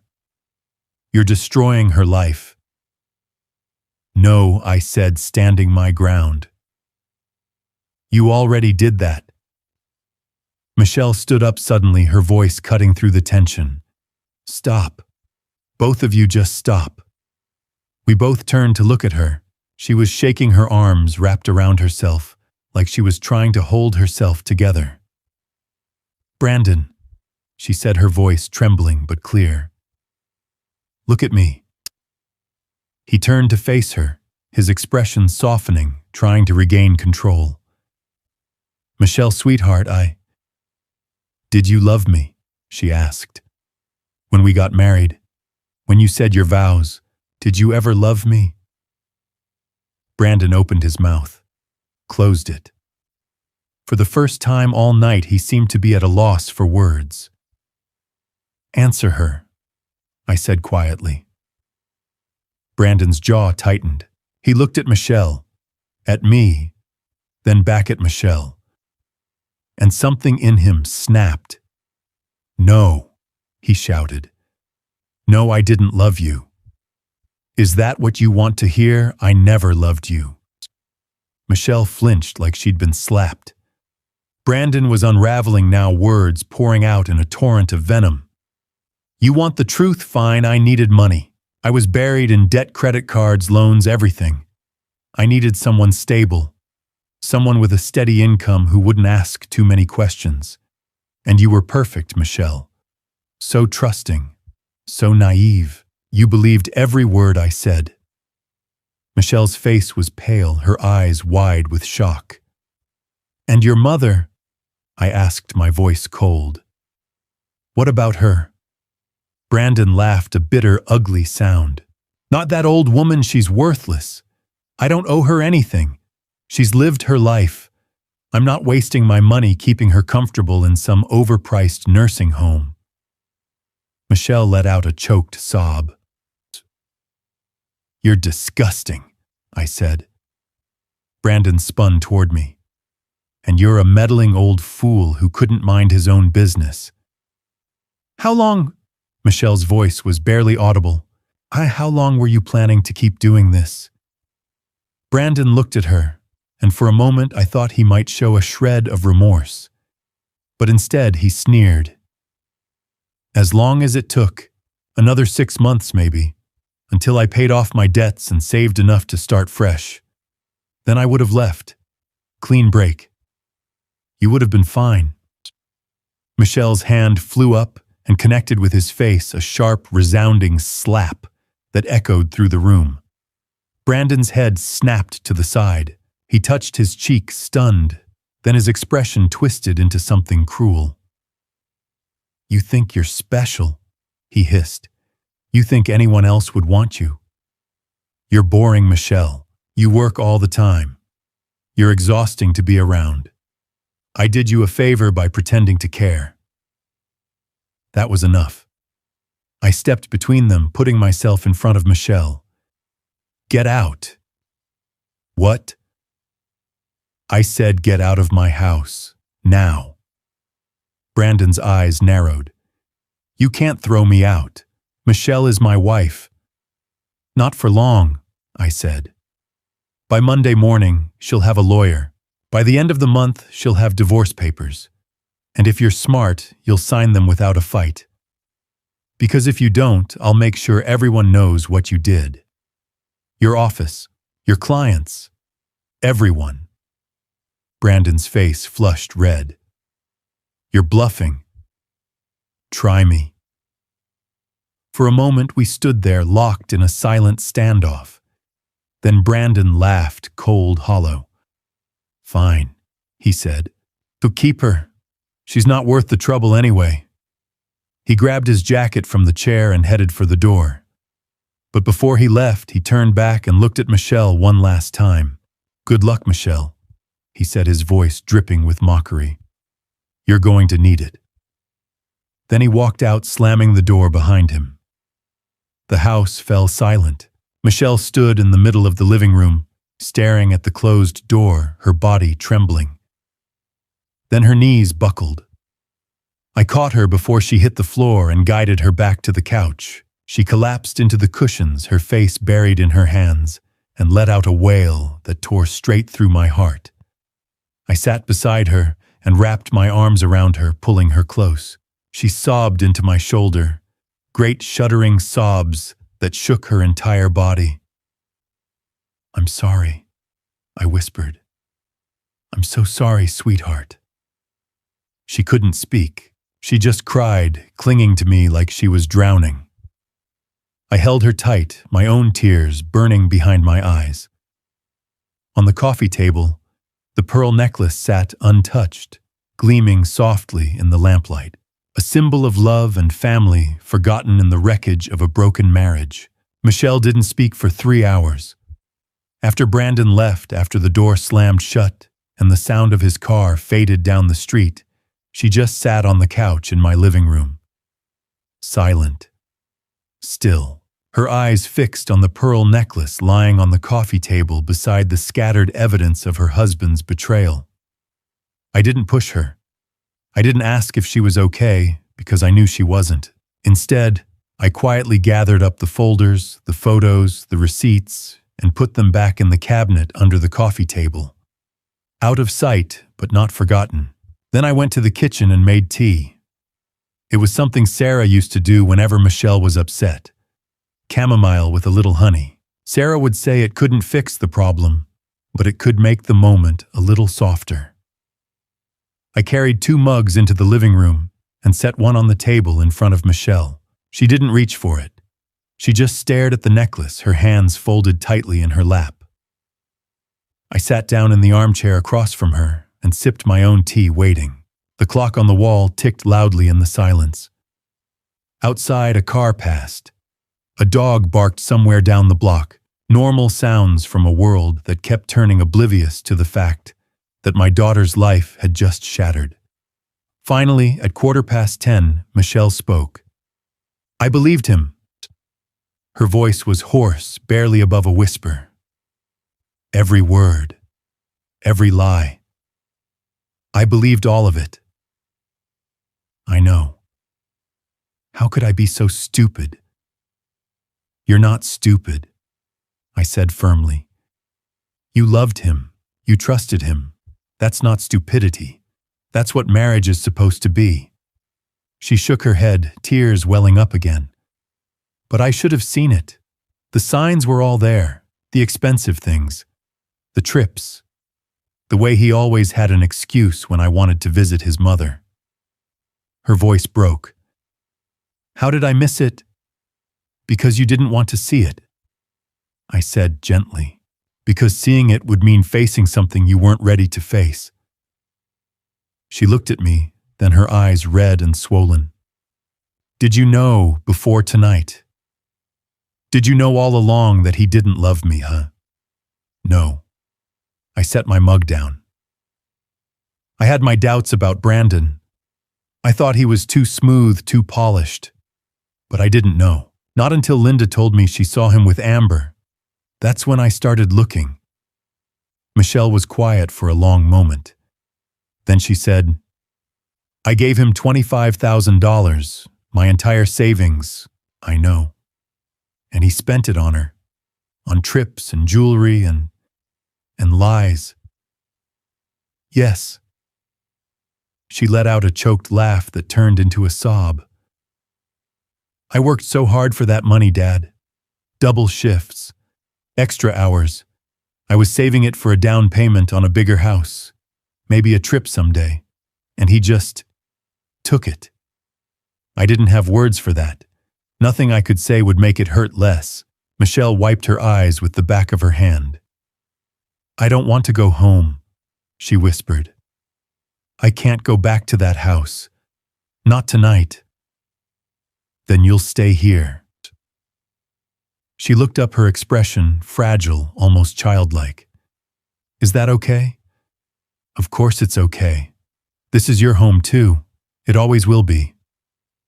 She nodded slowly, then stood up on shaky legs. I need to lie down. Your room's upstairs, same as always. She started toward the stairs, then paused and looked back at me. Thank you, Dad, for everything tonight. I swallowed the lump in my throat. I love you, sweetheart. I love you too. She climbed the stairs slowly, like every step took effort. I listened to her footsteps move down the hall, heard the creak of her old bedroom door opening and closing. Then silence. I sat in the living room for a while longer, finishing my tea. The house felt heavy, like the weight of what had happened was pressing down on the walls. I thought about Brandon's face when he'd confessed, the venom in his voice when he'd said he never loved her, the cruelty in his words when he called his own mother worthless. I thought about Michelle's face, the way it had crumpled when the truth finally hit her. And I wondered if I'd done the right thing, if showing her the truth had been an act of love or an act of destruction. At midnight, I turned off the lights downstairs and climbed the stairs to my own room. But as I passed Michelle's door, I stopped. I could hear her crying, soft, muffled sobs that she was trying to keep quiet. The sound of someone trying to break apart silently so no one else would have to carry the weight of her pain. I stood outside her door, my hand hovering over the doorknob. Part of me wanted to go in to sit beside her to tell her it would be okay. But I didn't, because some grief is too private, too raw to be witnessed. Sometimes the kindest thing you can do is give someone space to fall apart. So I walked to the end of the hall and sat down on the floor, my back against the wall, where I could still hear her, but where she wouldn't know I was there. And I stayed. I stayed while she cried. I stayed while the sobs turned to silence. I stayed while the house settled into the deep quiet of the early morning hours. At 2 o'clock, the crying finally stopped. I sat there a little longer, just to be sure, then quietly made my way to my own room. I didn't sleep. I just lay in bed, staring at the ceiling, listening to the sounds of the house, the creak of old floorboards, the hum of the refrigerator downstairs, the distant sound of a car passing on the street outside. And I thought about Sarah, about how much I missed her, about how much I wished she were here to help Michelle through this. At 6:30 in the morning, I heard Michelle's door open. I got up and went downstairs. She appeared a few minutes later, standing in the doorway of the kitchen. Her eyes were swollen and red, her hair messy, her face pale.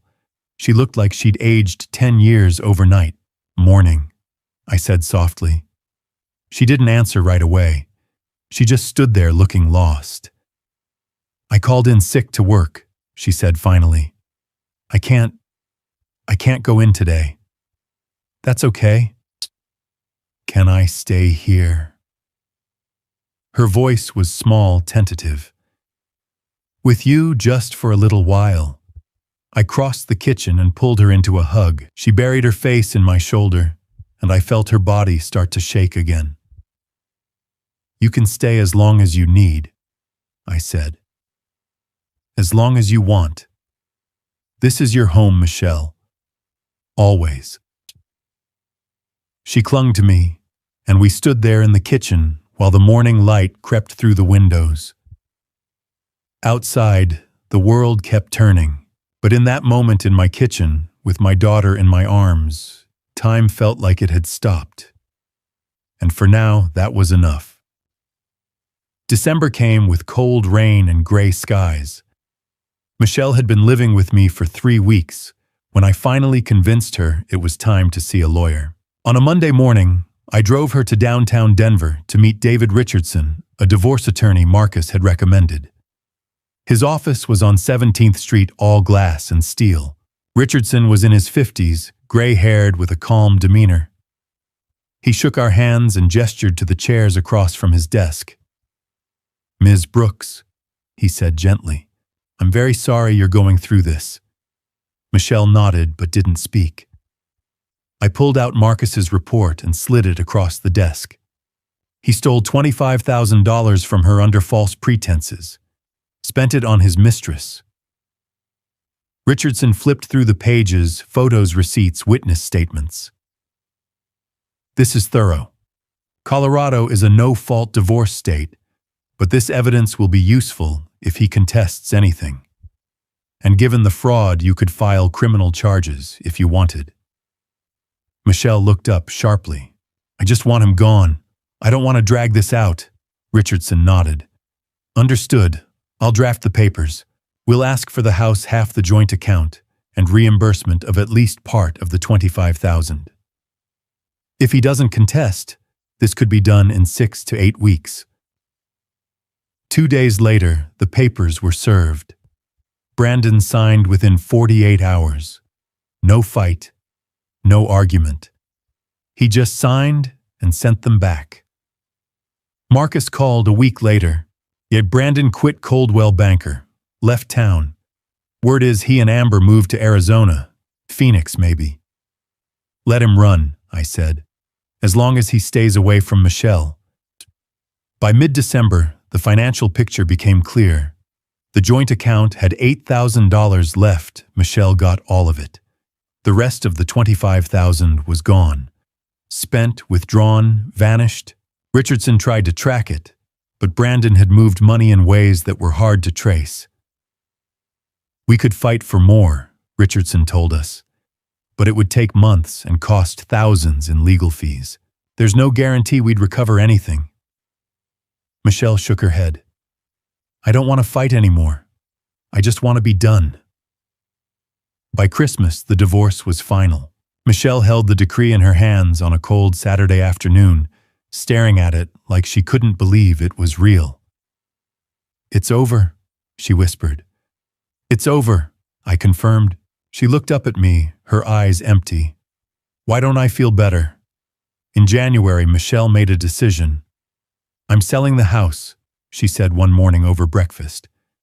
"Are you sure?" "Yes. I can't live there anymore. Every room reminds me of him.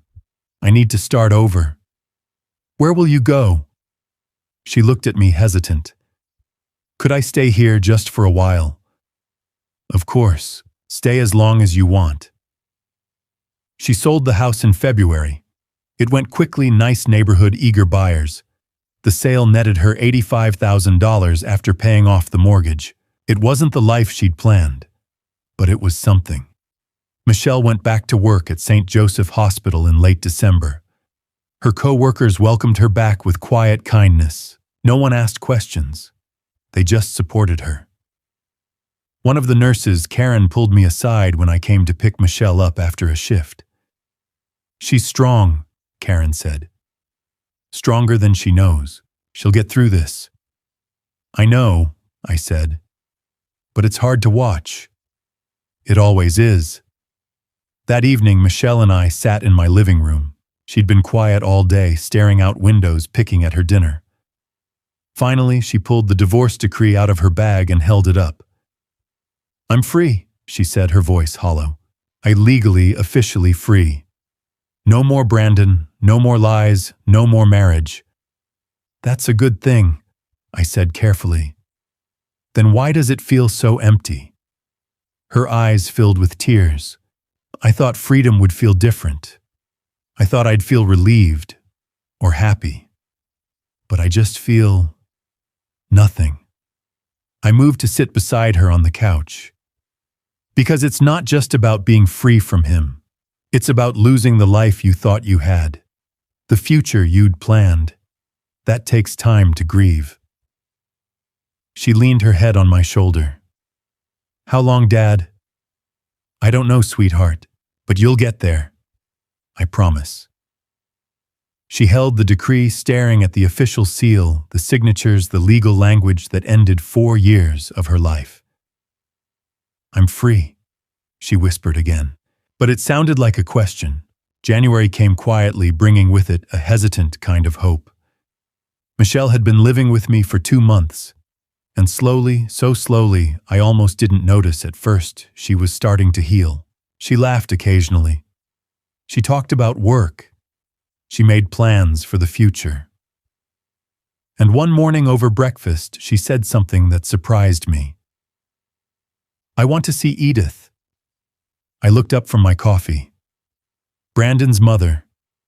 Yes. Michelle set down her fork. I've been thinking about her, about what you told me.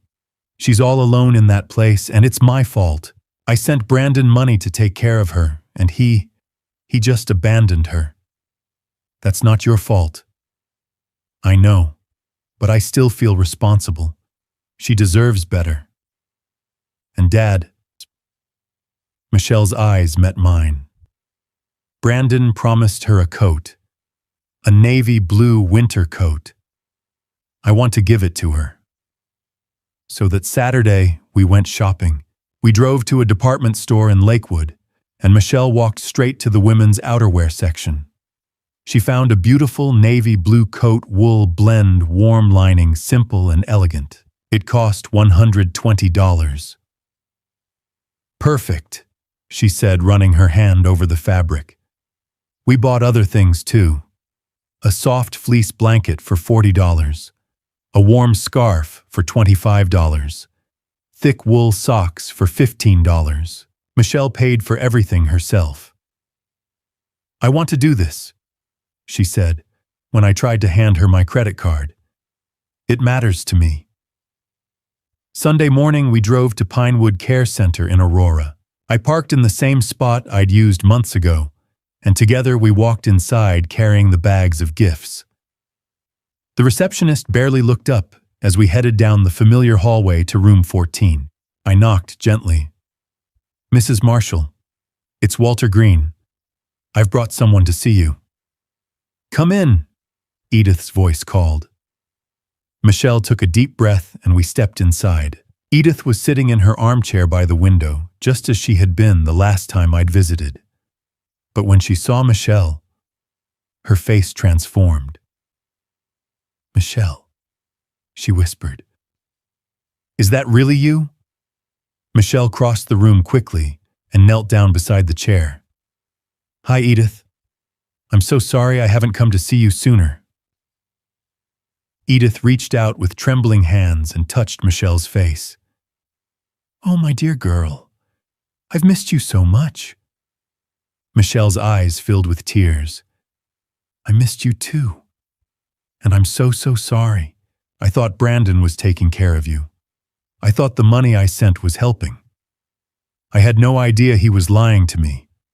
I should have come to check on you myself. I should have... Stop, Edith said, gently cupping Michelle's face. This isn't your fault. None of it. Brandon is my son and I love him, but what he did, that was his choice, not yours. Michelle let out a sob and buried her face in Edith's lap. The old woman stroked her hair, murmuring soft words of comfort. I stood by the door watching them, my chest tight. After a few minutes, Michelle sat up and wiped her eyes. I brought you something, she said, her voice thick with emotion. She pulled the navy blue coat out of the bag and held it up. Edith gasped. Is that the coat Brandon promised you? I know it's late. I know it doesn't make up for everything, but I wanted you to have it. Edith's hands shook as she reached for it. Michelle helped her stand, then gently draped the coat over her shoulders. It fit perfectly. It's beautiful, Edith whispered, running her hands over the sleeves. Thank you, Michelle. Or there's more. Michelle pulled out the blanket, the scarf, the socks. For when it gets cold, Edith's eyes filled with tears. You didn't have to do this. Yes, I did. They hugged again, and I saw something in Michelle's face I hadn't seen in months. Peace. Mrs. Marshall, I said, stepping forward. There's one more thing. Next week, we're moving you out of here. Edith blinked. Moving me to a better facility. Sunrise Assisted Living, about 20 minutes from my house. It's warmer, cleaner, with better care. Michelle and I are going to cover the cost. Edith looked between us, stunned. I can't let you do that. It's already done, Michelle said firmly. You deserve to be comfortable. You deserve to be taken care of. And we're going to make sure you are. Edith broke down, then sobbing into Michelle's shoulder, thanking us over and over. 1 week later, I drove Edith to her new home. Sunrise Assisted Living was everything Pinewood wasn't: bright, clean, warm. Her room had a large window overlooking a garden, a comfortable bed, a small sitting area. The staff was friendly and attentive. When we settled Edith into her new room, she sat on the bed in her navy blue coat and looked around with wonder. I never thought I'd have something like this, she said softly. Michelle sat beside her and took her hand. You deserve it, and we're going to visit you every week. I promise. As we left that afternoon, I looked back and saw Edith standing at her window, waving goodbye, a smile on her face.